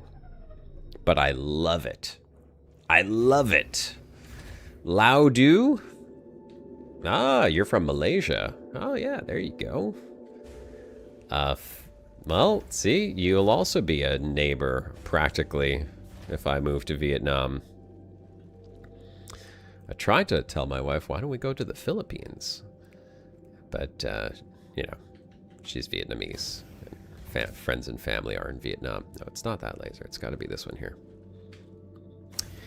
I love Vietnam, though. It's beautiful. I've been there a few times now, and it is absolutely gorgeous.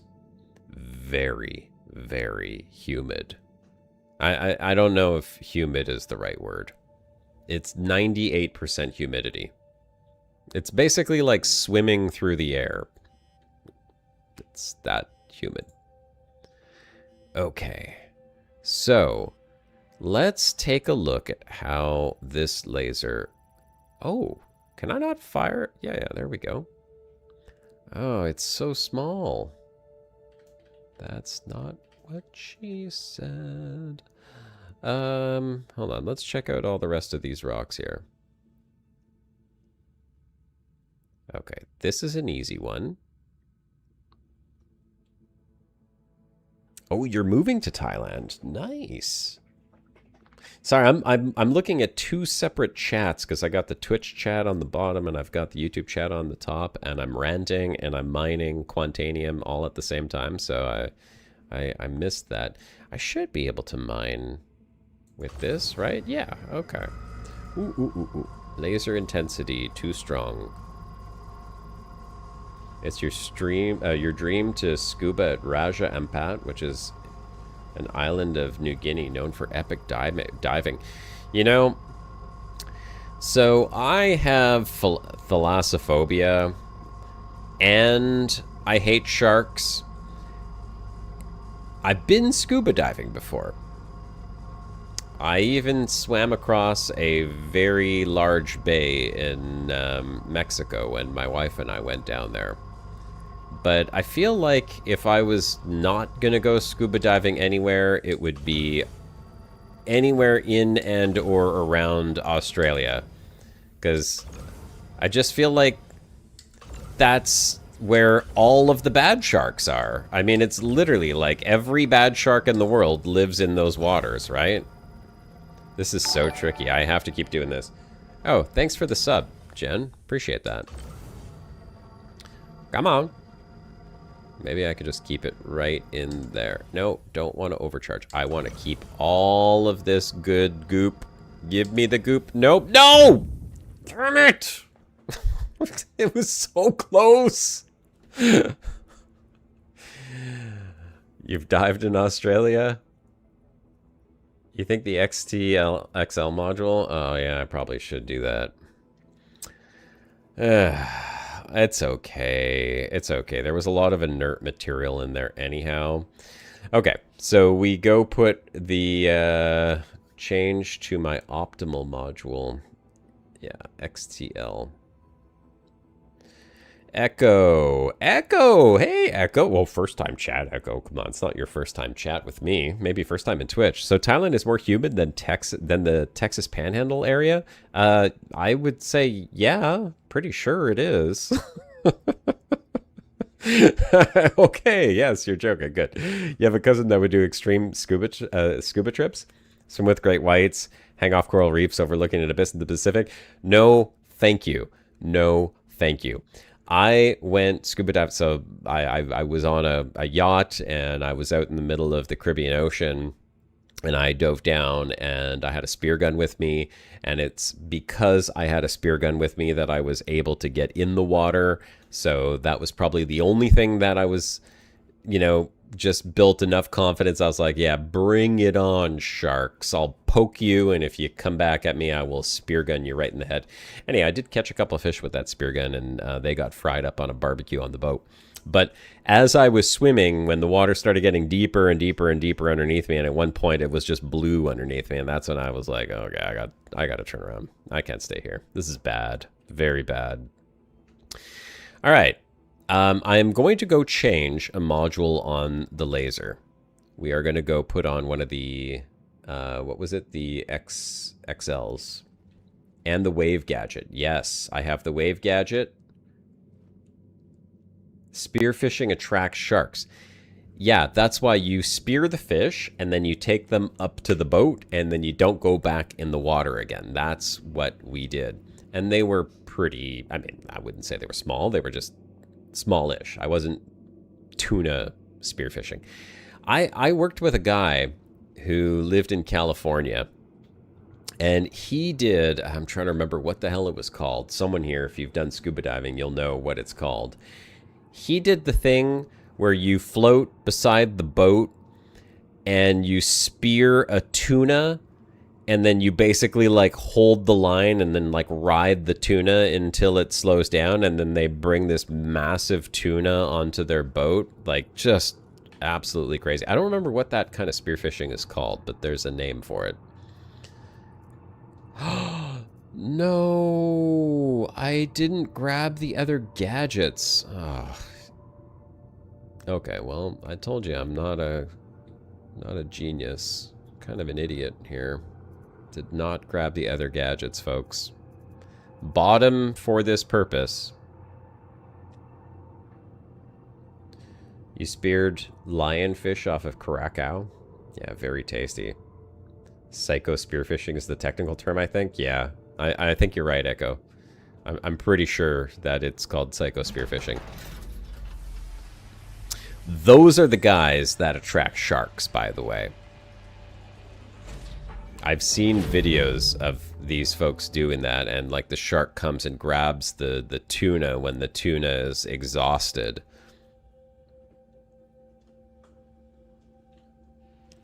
I did not know you could select your backpack as the destination. Hey, look, my Sibir is still there. I wonder if I can recover this.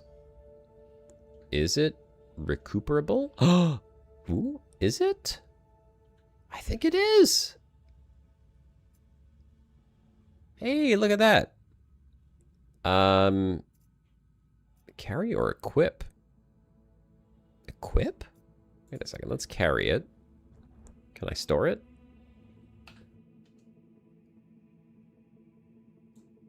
Yeah, nice. Okay.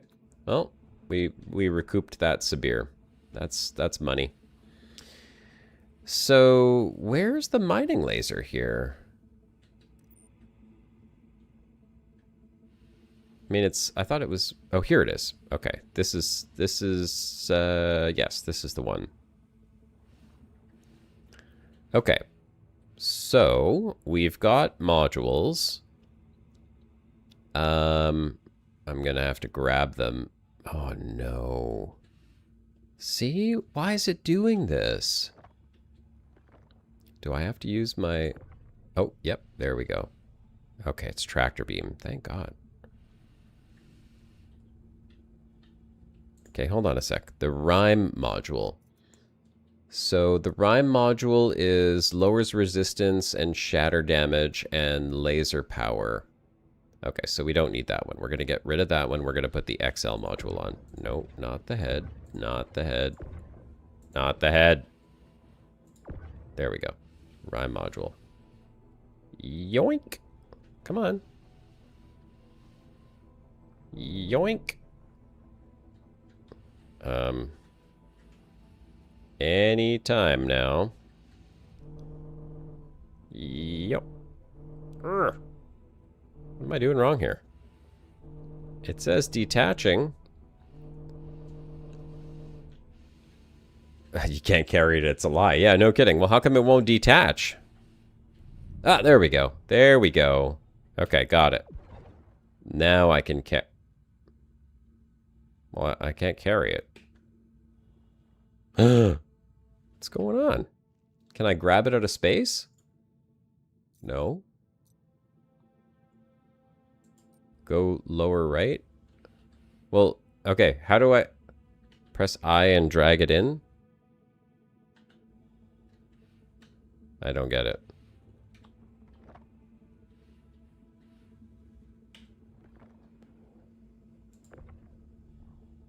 Press I.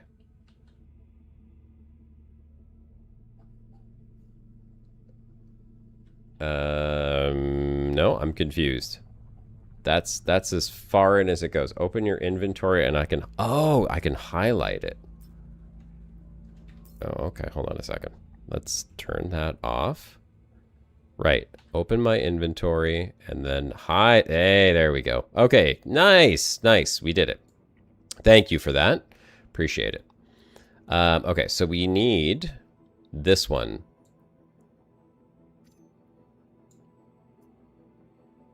Oh, do I? Oh, so I'm going to have to drop. I'm going to have to drop it and tractor beam it in. Drop the other modules. Yeah, okay. That makes sense. Sure. We'll just tractor beam it. Working as intended. Oh, oh, oh, no. Stop. Wow. Did this little thing literally just knock the entire ship? Like, that's ridiculous. Okay. What are the other modules then? I have to check. No. No. There. Okay, focus 3 I want. I think that's it. It's 2 focus and the XL one. Yeah. Yeah. Good, good, good. And of course we don't have the other damn module, but that's okay. That should be fine. This is fine. Sometimes something is going to fly away. Yeah, well, that's okay. It mostly worked. I'm satisfied. All right. We should have a fair bit more window now so that we don't destroy any more of this. Let's find out. Oh, this is going to be such a nice haul of Quantanium, though. Okay, this one says medium. That one's mostly Quantanium, so this is the one we want right here. All right, that's the best optimal window I can get. Jesus. It sure doesn't seem like all of that effort to put those attachments on really made a huge difference on the optimal window. I was expecting something a little bit bigger.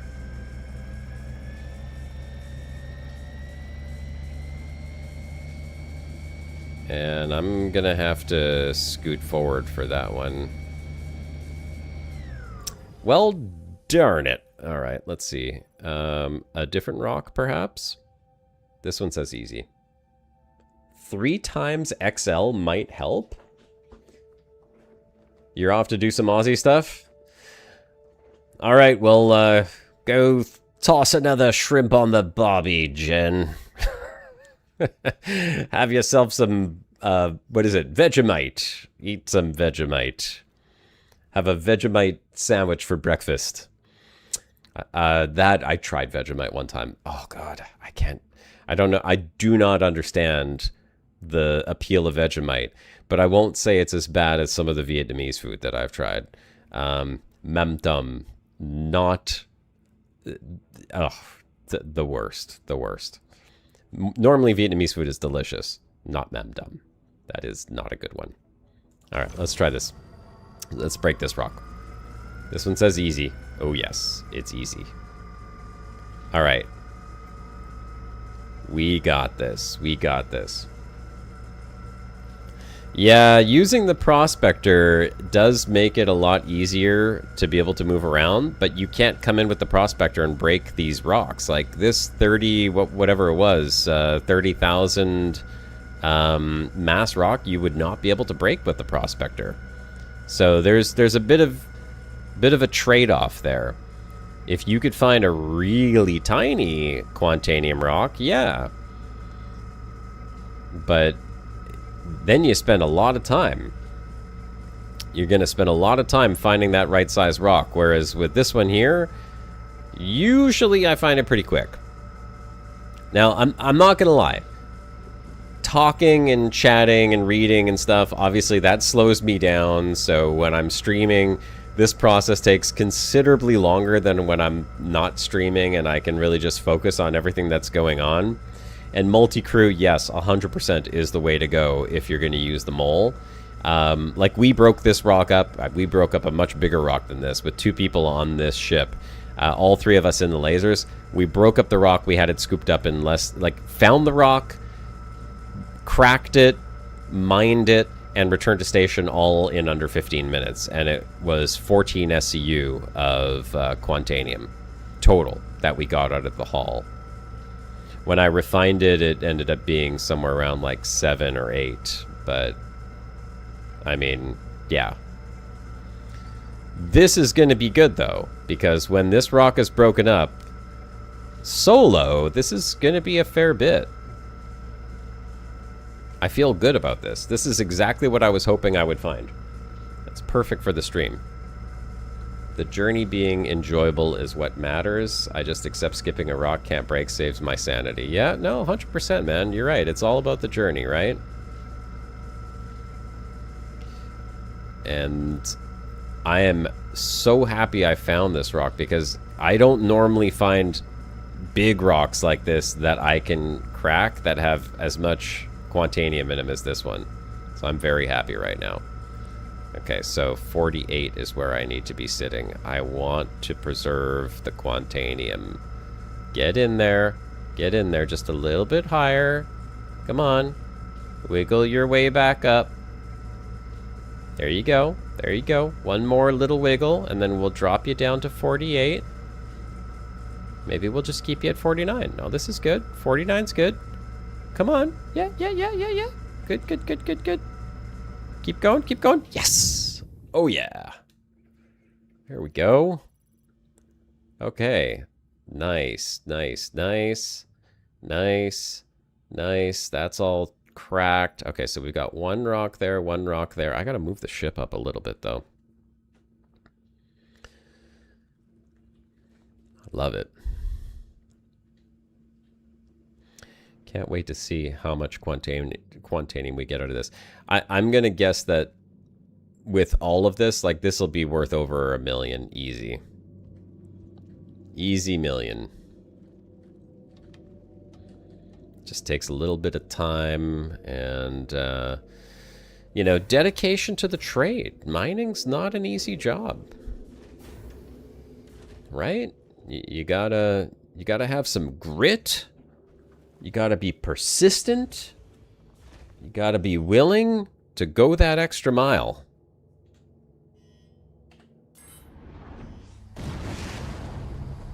All right, look at this. Look at all that Quantanium just sitting there waiting for me to scoop it up. You know what? I'm going to just move over a little bit this way.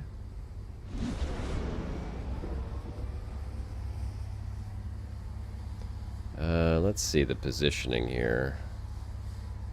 I think that's probably good.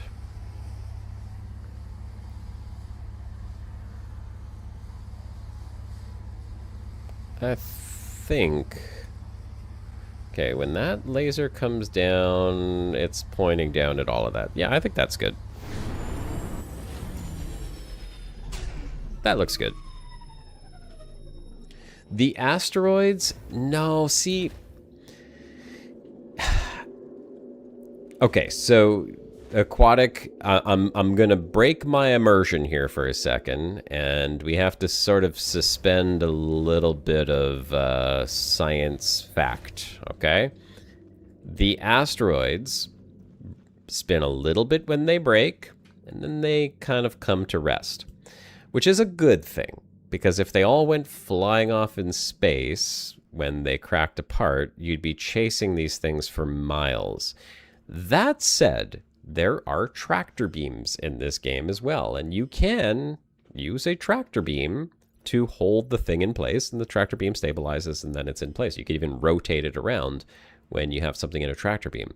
But that would also be a little bit of a pain in the butt. So I'm kind of glad that they didn't do that. Little bit easier to manage like that. Dan Fry, see you later. Thanks for joining into the stream, friend. Hopefully we'll see you next Thursday. Same time, same place. Come on back.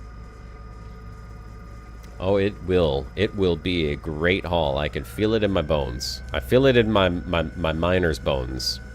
I feel it in my lungs. All right, let's find that optimal there.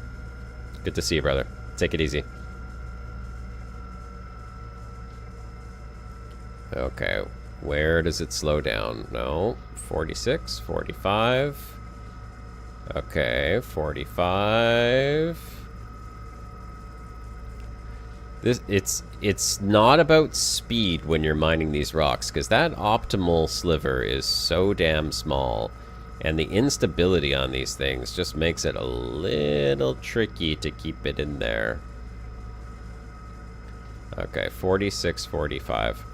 You know what I do need to do, though, is I need to look at whether or not there is like a 1% up, 1% down increment key binding that I could do, because I'm using like a little slider that's built onto my HOTAS, and it's very sensitive, which is great, but, you know, just being able to like click a button and have it go down 1% would also be fantastic. Come on. Come on. Get into your home. Go on.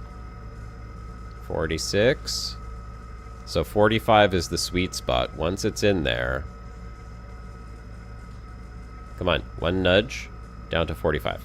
Nope. Yep. 45. Stay. Don't go anywhere. Don't go anywhere. Don't go anywhere. 46. 45. Nope, we gotta come down. No, we're gonna lose it. Damn it. Alright, we lost a little bit of rock there. I'm happy that you honestly kept an open mind when you dabbled into Star Citizen. There are people that outright have negative bias to it while saying they are neutral. Simple, did you see... I'm trying to remember now. Did you see my video where I got thrown in the gulag and hear what I had to say about it for weeks and weeks after that? Because I was not open-minded so much that day. That day, I was not so open-minded. I'm not gonna lie, but I'm willing to give it a second try. No, not really. Yeah, well, I had words for Chris Roberts that day. Let me tell you. Oh man, do I have another? The focus gives me the optimal charge window. You know what? It's not the XTR. It's the focus that gives me the 40%. Maybe I should switch out the XTR for another focus 3.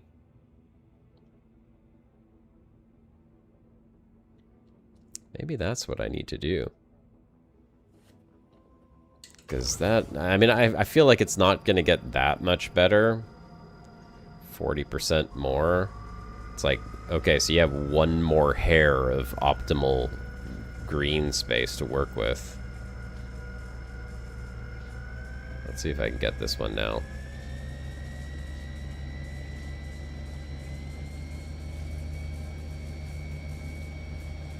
Yeah. Maybe I can find a slightly closer ridge. 49? No, even at 49. I'm going to have to get closer to this one to make it work. Okay, so that one's a no-go. This one is an easy one. I might be able to get this one here. Kind of out of range, but it is easy. It's low mass, so I might be able to charge this one up. Let's see.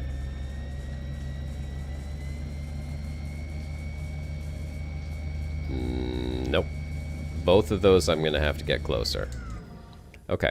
Did we have another rock that needed to be cracked? Yeah, right here. Yeah, I should get more focus. I think you're right. It's just, I don't know, like... Okay, so we get, like...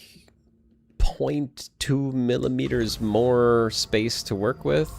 It's still, like, so tricky. Okay, this is... 36% and the power is going up. It's charging. This one we gotta be extra careful. You know enough, but not enough for min-maxing. We're mine-maxing right now. Laser maxing. Oh god. I'm gonna go cry myself to sleep for saying that.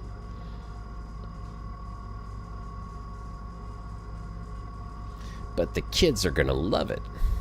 Right? Alright, 33. Come on.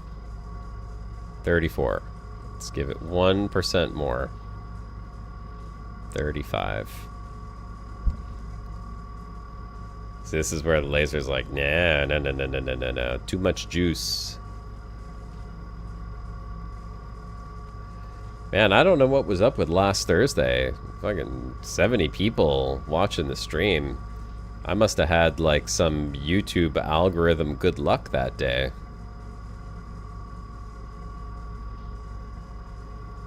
Alright.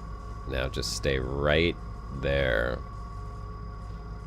Right there. Oh, we got it.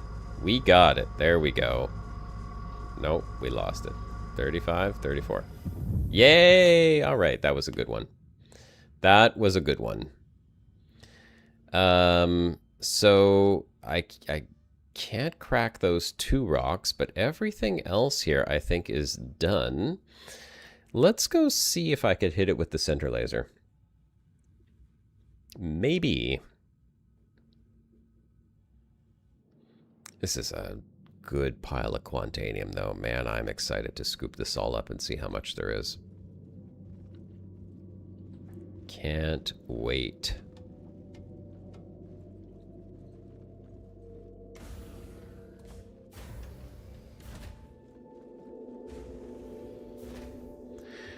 All right, let's see what we could do with this laser. You know what?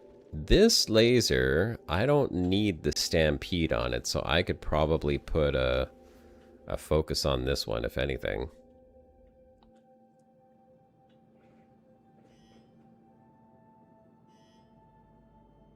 Okay, where's the rock that needs to be cracked?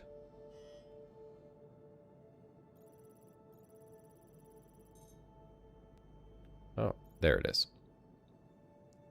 Yeah, so the optimal window is still basically the same thing. I should have no problem doing it with this one now.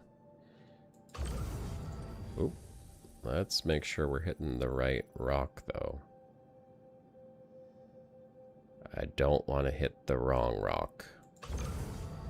We're going to have to swing over this way.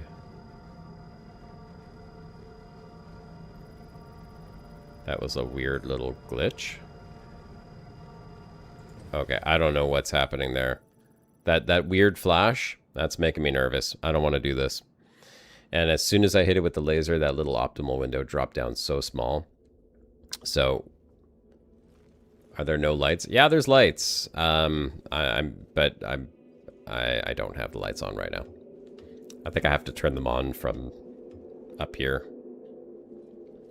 I got to reposition the ship either way. And I can get it with the other laser. Like, I don't think that's a problem at all. I'm sure the other laser is still powerful enough. I just wasn't in the right position for it, so I have to just reposition myself here a little bit. So, we are going to just back up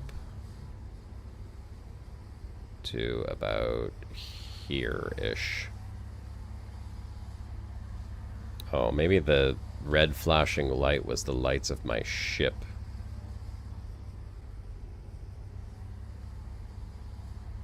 Quantanium for days. Alright. Probably need to turn a little bit.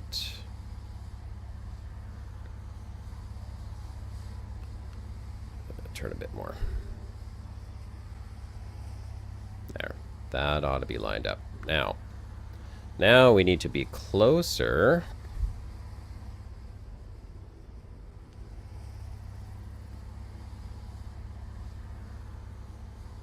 Because these rocks need more juice. Okay, that should be good when the laser comes out. I think that's good. Here's hoping.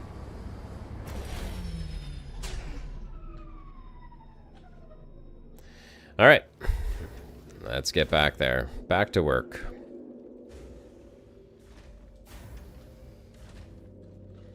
Wobbling around in here like a drunken sailor smacking into the walls.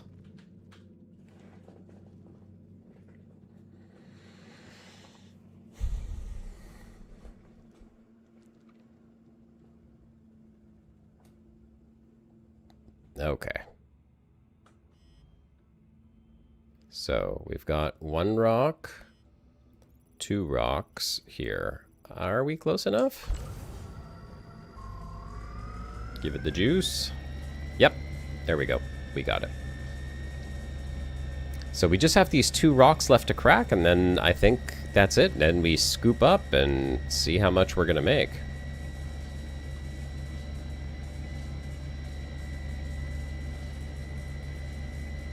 Alright, let's optimize this one.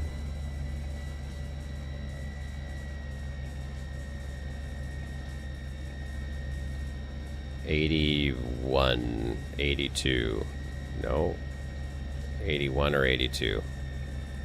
Maybe 80. It still went up when I was at 81. Oh, okay. No. Back up. That was some instability there. Okay, we gotta be a little bit more careful here. This is where I really wish I had brought those damn gadgets, because it would have made this so much easier.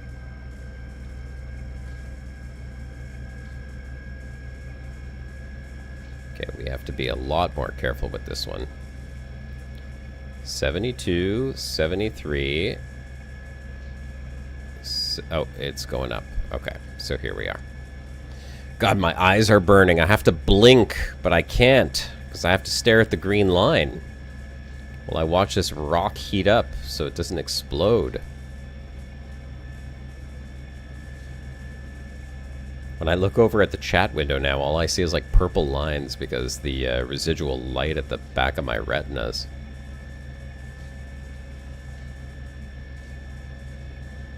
It's making me sweat. Mining's a dangerous job. It's also hot. Come on. Get up there.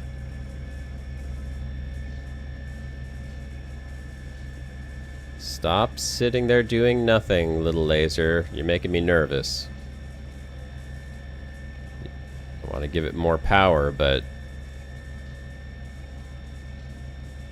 Okay, it decided that it didn't want to go up anymore, so now I have to crank it up to 80.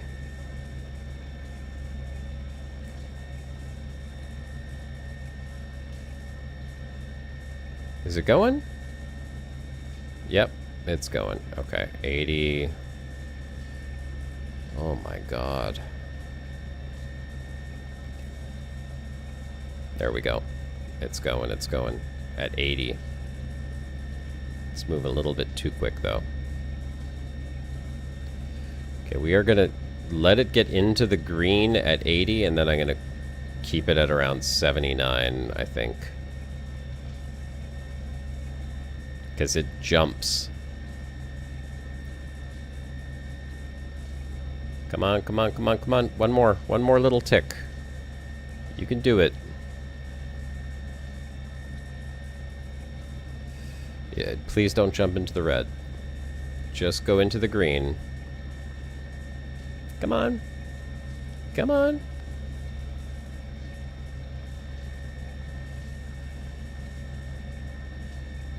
I don't want to go to 81, because if I go to 81, I know what's going to happen. There we go. There we go. It... Oh. Yes. Yes. Okay, so we're staying at 80. We are not touching it. As long as the instability stays right now, doesn't get glitchy, we got this, we got this, we got this, and... Yes. Okay, nice. One more rock to go. Pretty sure that was it, eh? I'm not missing any other ones, am I? Just you. And this is the one... Is this the medium? No, this is easy also. Alright. Let's go.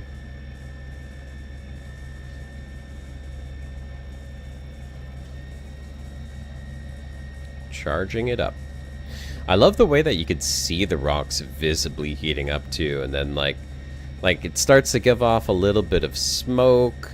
Maybe the whatever water ice that's trapped in there is sublimating, and then it starts to get really hot, and then you see the glowing cracks in it. It's so nice. You know, it kind of reminds me a little bit of Dune. And anyone in chat played Dune? The Dune Awakening, the new game? They had a very satisfying resource gathering thing where you had to take the laser and kind of like trace out, like you'd scan it and then you'd like trace the line or whatever it would show you on the rock, and then the rock would just crumble into pieces and you'd pick up the pieces. It was very satisfying, a lot of fun, easy. I mean, definitely not as tricky as this one here. But this is cool, because this feels like real space mining. Like, you have so many things that you have to monitor. I could just picture myself, like, sitting in a space mining machine and basically doing this exact same thing. So when they created this, it was very well thought out. Optimal range, maximum range, optimal overcharge, laser intensity, all the different attachments and everything that you could put on there. Like, it's...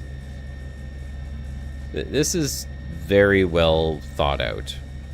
It's a well-designed mechanic. Apparently they just made improvements to it too, right? Like the 4.9 patch that we're playing right now is the first one where they added the quality, or not. Actually, I don't know if quality was in before, but it was...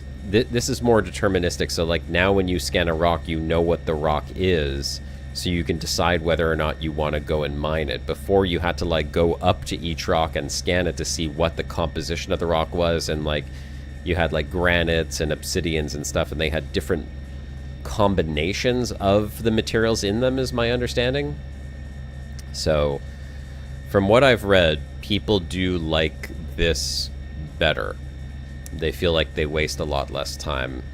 Now it's just about finding those rocks that have like the really good quality. Okay, there we go. There we go. Nope. Drop down. Drop down. Nope. No. I have to turn it down. Come on, come on, come on, come on. Drop down. Yes. Nice! Oh, I think I got it. I think I did. All right. I'm going to just check all of these fragments now and make sure that nothing else needs to be fractured. And if nothing else needs to be fractured, we are scooping up and bringing this haul in to see how much money we are going to make.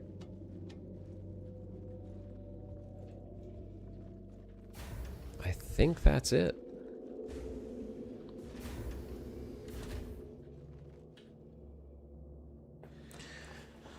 All right, back in the captain's seat.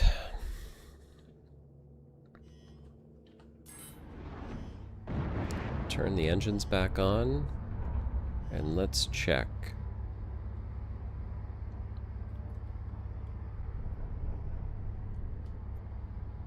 Everything is fractured. Yes. It's all fractured. We did it. Look at that. That is a lot of Quantanium there. I mean, some of these are a little bit smaller. They're like just under 1 SCU. Under an SCU. 1.1. Still a good haul. Okay. And this is all fractured now. So now we scoop. Now we just scoop it all up. And we're going to do that from the main laser.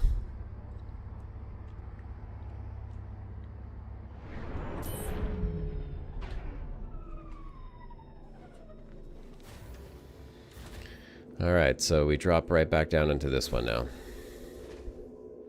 It's funny, I kept jumping down rather than climbing down the ladder because the ladders were a little bit glitched. And I didn't realize, but I was causing health damage to myself. And I would get back to the station after a couple of runs and be like, why am I at 86% health? Like, why do I keep losing health for some reason? And then I jumped down and I guess I landed a little bit too hard one time.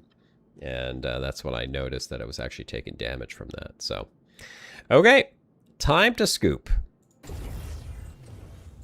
Let's go. Let's see how much we get.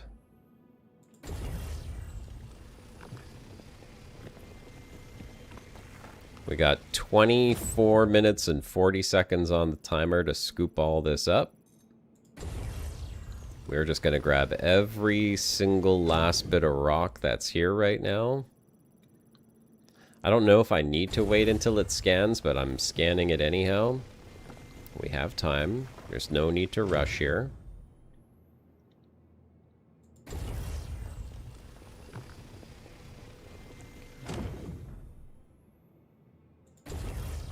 This one is mostly inert materials, but I want every little bit of Quantanium I can get. Scanning. Back from a meeting? Welcome back. What a time to have a meeting. Well, we cracked all the rocks, simple.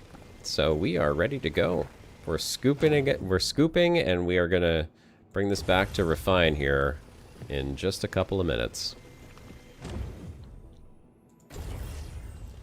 Already at 4, 5, almost 6 SCU of Quantanium, and barely got half the rocks. Oh, you're in the Philippines. Oh, wow, crazy. And we're talking about Philippines and Vietnam and Australia. Everyone's watching from different parts of the world. I love it.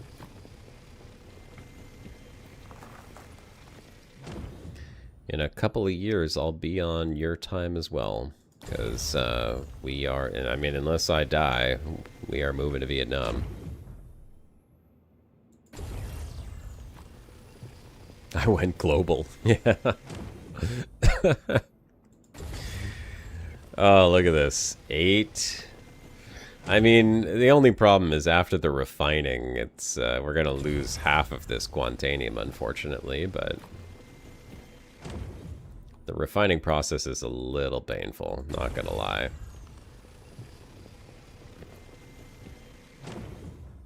And you see how much gets lost.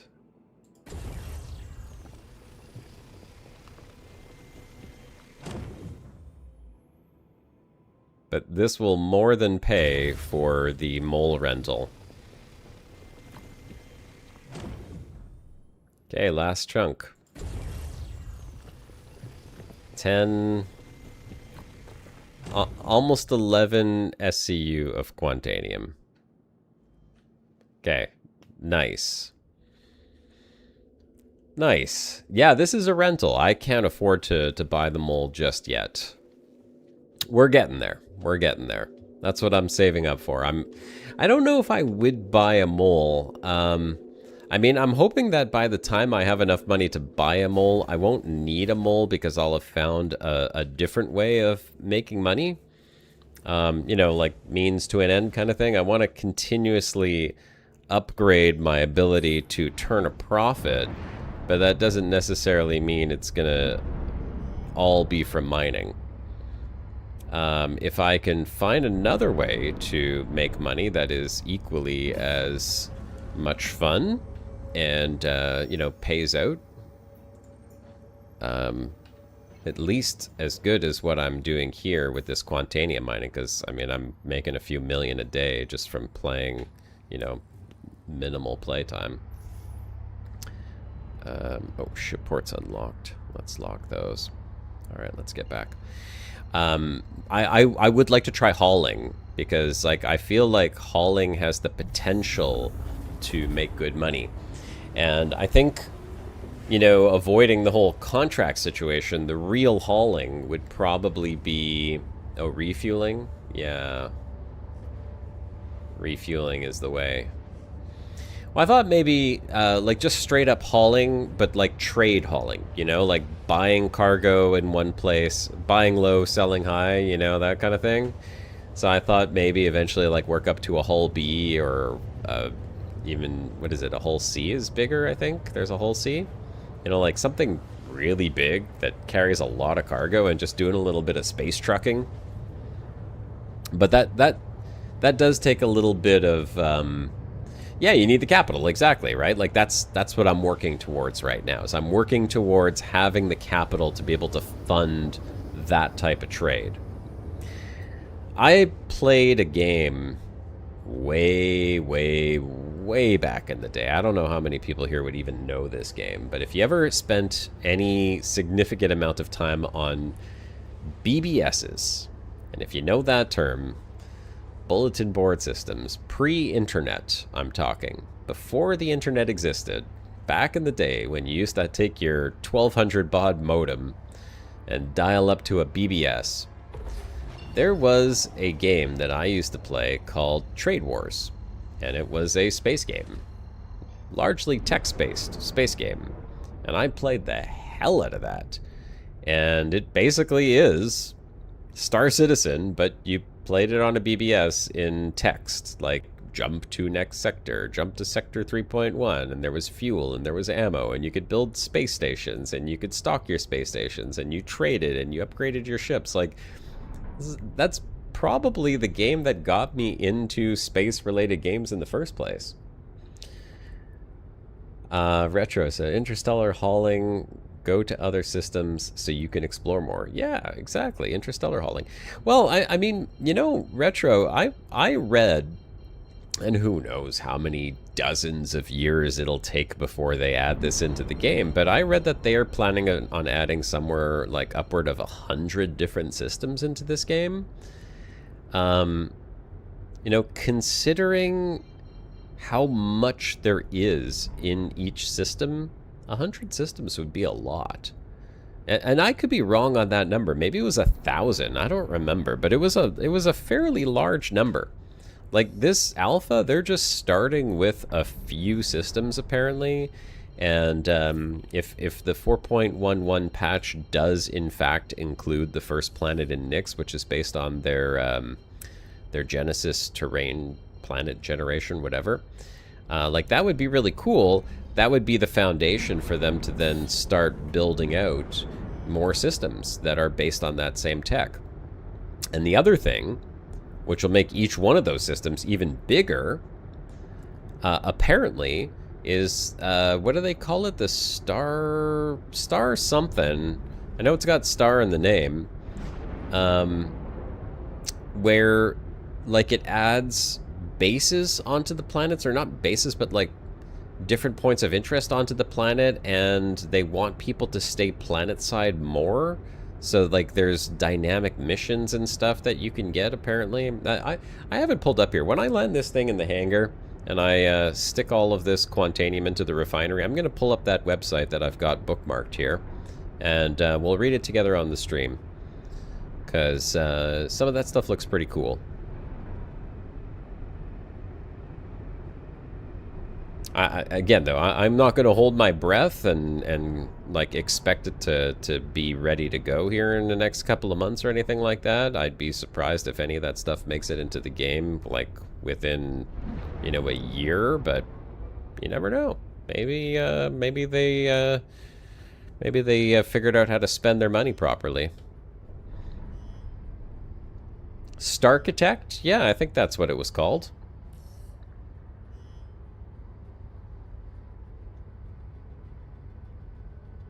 Starchitect.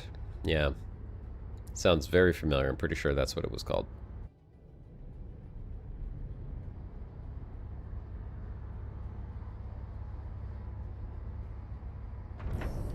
Alright. We made it. We didn't blow up. And we've got a decent haul of Quantanium. I hear my hold is beeping at me, though. It's angry. It wants me to bring this stuff in, refine it. So let's go ahead and do that before something explodes. It does make me a little bit nervous carrying this stuff around. I have yet to explode a ship from Quantanium, but there's always a first. I can exit at the mining arm? Really? How do you exit at the mining arm? There's no windows on the mining? Oh, okay, that's cool. I didn't realize that. I'll have to check that out next time. Waiting for the elevator. Might come sooner, might come later. Just walk straight out of the cockpit. Okay. I will try that. Yeah, it's tentative on the roadmap for 4.11. And so is the new Genesis tech. Yeah, I know. That's the key word there. Tentative. Anything that is tentative is not guaranteed.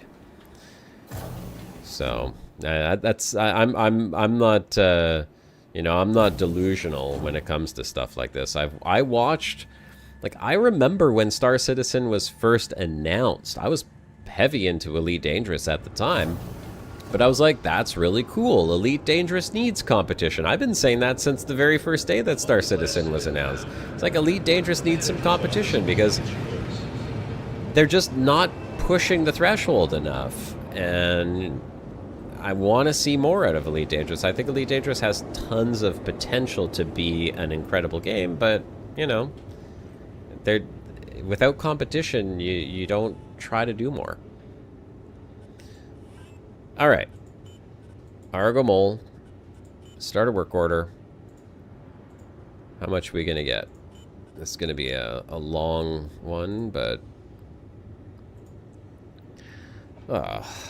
that's it? 3, 4... Well...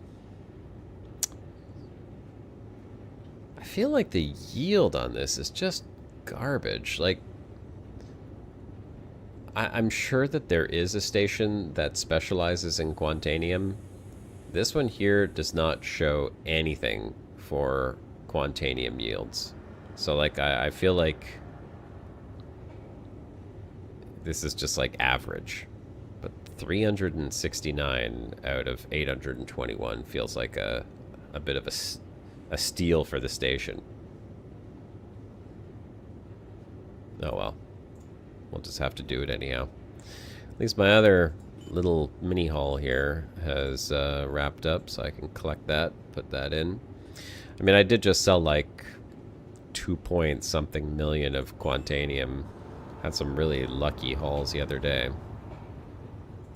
Let's get rid of this. Sell those inert materials. Okay. You know what? Let's do this here. So since this is all in, let me bring this up. And here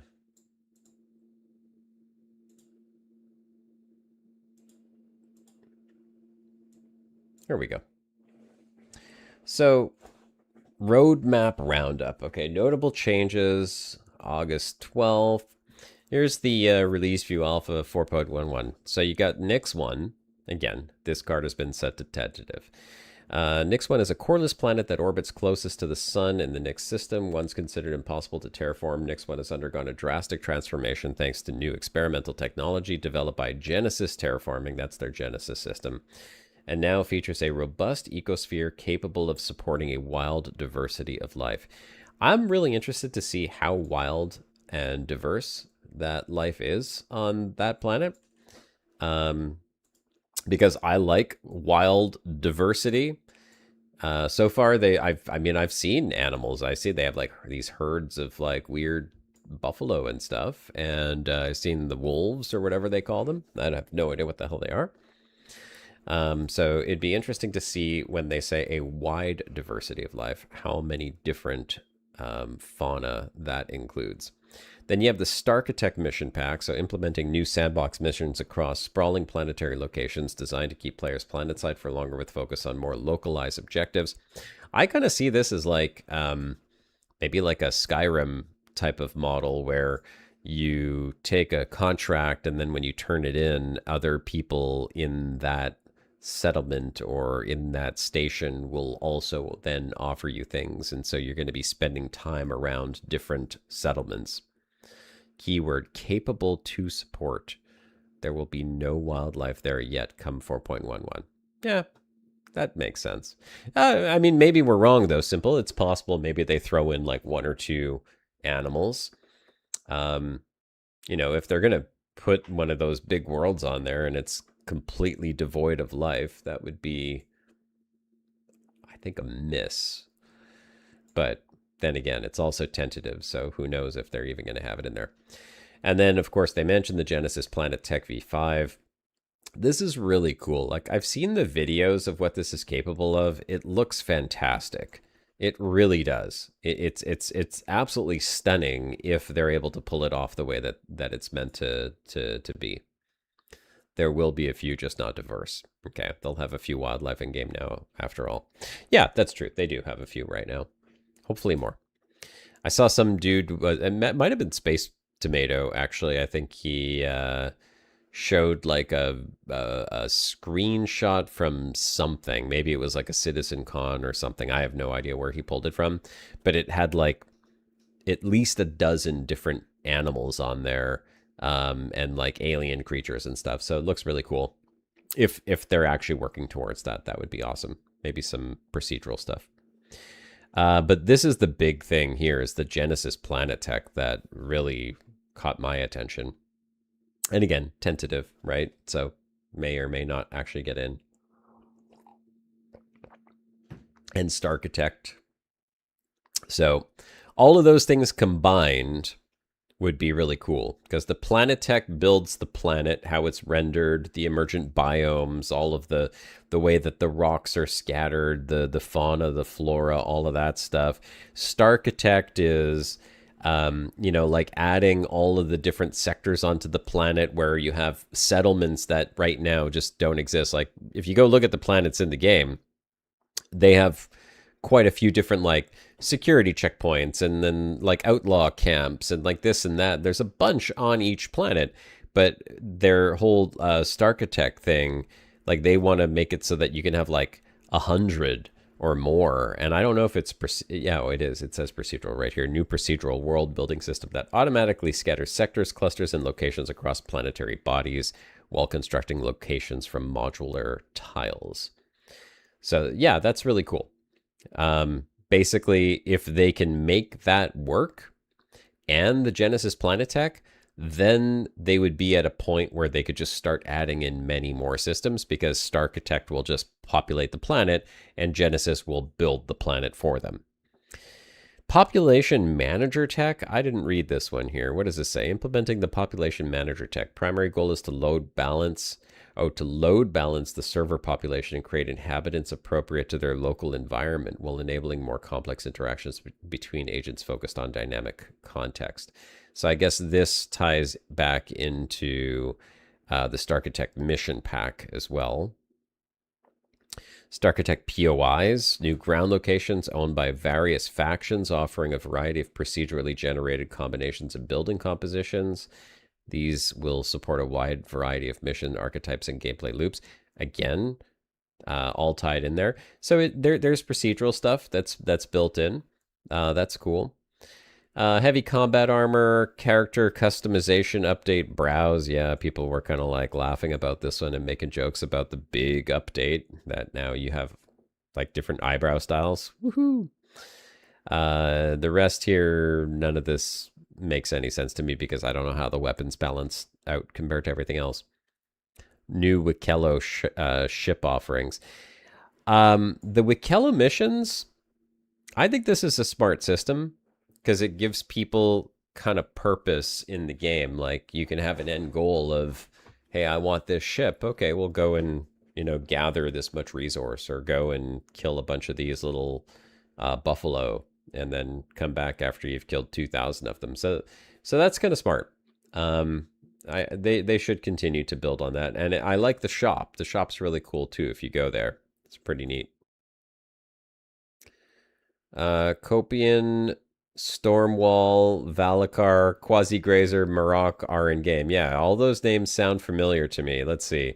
The Quasi-Grazer are like the cattle ones. The Copian, I want to say, is the wolf-looking one with the big fangs. Stormwall, I'm guessing that's the whale on Crusader, the flying whales. I've never seen one, so I think that it's maybe what they're called. Marok, I don't know what the Marok is. I've also seen the little bugs that roll up into a ball that I had to collect their poop. I had a whole mission where I was collecting poop for a while. That's actually how I started making my first bit of money, was poop collecting. I'm back. Did Josh blow up his ship yet? No, I did not blow it up, Reginald. Reginald, you're chatting again, bro. I don't know if you should be chatting. That's too many messages right there. I turned in the hall. So here, let me go back to game. I turned in the hall. It didn't end up being as much, but I think all in all, it was 3, 4, yeah. It's not as much as I had hoped for. It's about 1 million. It's going to be about 1 million UEC. Oh, the bird-like creatures. That's what it was, Retro. Okay, thank you. Appreciate you clarifying that. Kind of forgot about those birds. I've seen them from a distance as a scan blip on my monitor, but that's it. I actually have not seen them up close. All right, time to have a little cruise. Have a little sippy sip. Actually, considering I have the mole, I'm gonna have to play hooky from work tomorrow to make up for the mole, because once I deduct the rental costs plus the Sibirs and all of the gadgets that I bought, that all didn't work out so well. Bring your mole there? Bring my mole where? Oh, gotta try visiting Pyro, please. Explore Bloom. So, the reason why I haven't gone anywhere else yet is because I have to learn the systems of the game a bit more. I'm taking my time with Star Citizen, as you can all see here. I'm trying one thing at a time. And I'm familiar with the area around Crusader as well as the moons of Crusader to the point where I feel very comfortable flying around here, and I know what to expect and where to go and how to access things. Once I've learned this system, I would like to go check out one of the other systems. Pyro does look very cool, but I also understand that Pyro is going to have probably a bit more PvP in there. And I went to Nyx the other day to go pick up one of the mining modules there, and on my way flying over to Levski, I got interdicted, which was a first. It's the first time I encountered PvP, and like a complete, utter noob, even though I'm an experienced combat pilot and I was in an Aegis Titan, I'm sure I could have at least defended myself. Like a complete noob, I thought, oh crap, I should run away. And so I tried to like boost out of the whatever distortion bubble, interdiction bubble, or whatever it was that the guy had set up. And he wasn't in a particularly large ship, but I just flailed and I didn't know what to do because it was the first time I'd been in that situation. And I was like, maybe I'll just get out of his bubble. And then he started attacking me with missiles. And even though I was firing chaff and flares, maybe I don't know, maybe I wasn't stocked up on them. The missiles still hit me, and he basically just disabled my ship. And so I jumped out of the airlock with my machine gun and just started shooting at him with my machine gun, and he was having a hard time shooting me with his big guns on the ship. So I unloaded about 4 clips into his windshield just to make sure he understood that I was pissed off, and then he blew me up. And yeah, so the next time I went to Nyx, that is after I respawned and then had to travel 50 gigameters to get back to the damn jump station to get into Nyx, I did the thing, I don't know what they call it in Star Citizen, where you kind of like jump and offset your jump a little bit so that you don't fall into like predictable patterns where people can interdict you. And then it was fine. I picked up the stuff, I came back, I had the modules I needed, and everything was fine. When you hear interdiction sounds, turn off your ship, then turn it on and fly opposite way and fly ASAP in nav. Okay. I don't know what the interdiction sounds were. I was just flying in Quantum, and all of a sudden, like, beep, beep, beep, beep, and I thought maybe something was happening to my ship, and the next thing I knew, I was faced with that. Like I said, I could have done better. And the next time some guy tries to do that with me, I will certainly open up my guns and shoot at him with the ship guns, not with my little pea shooter of a rifle. I think it would have been better. That's the beep interdiction sounds, yeah. It's best to kill the interdiction ship first, then you quantum out. It was only one ship. That's all it was. That's why I feel so stupid about it. Because I literally could have just like turned my guns on and started fighting him. I'm a pretty capable combat pilot. I'd love to show off some of my combat skills right now, but I unfortunately I don't have time. I picked up the Anvil Arrow. I love this ship. This thing is great. I was doing, speaking of contracts, I don't know if Ludu's still in here. Probably not. But the contract, what is it? The Gillies Flight School contracts. And I mean, the Arrow's not exactly a crazy big ship, but I mean, look what I got up to here. I got up to Combat Scenario 7, so I'd say I'm reasonable when it comes to space combat.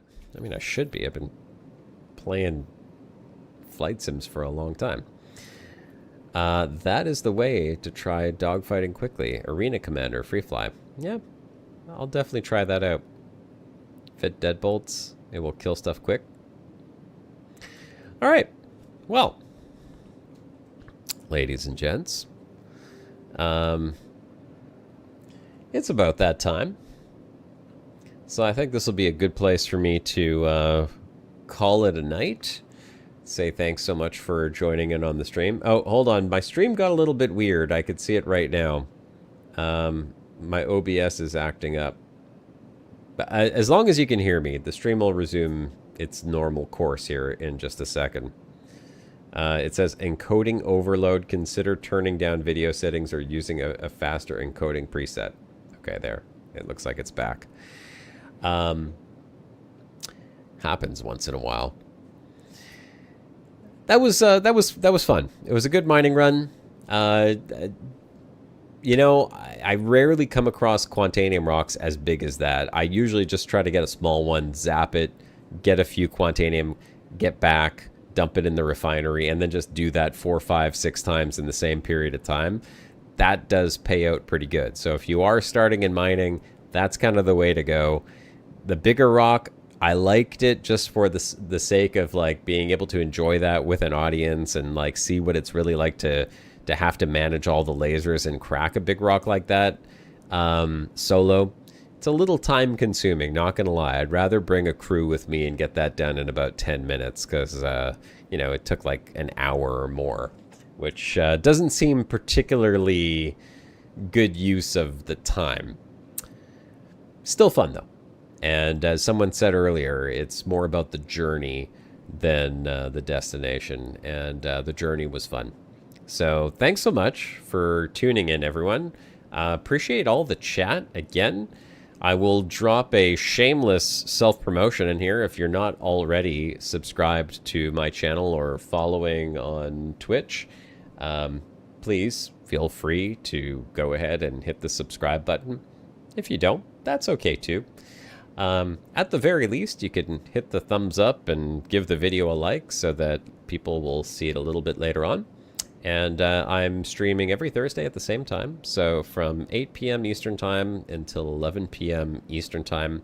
And if you want to catch me again, Saturday mornings at 8 a.m. until 11 a.m. Eastern Time, I have a second stream for the rest of my audience that usually tunes in on my normal Saturday streams.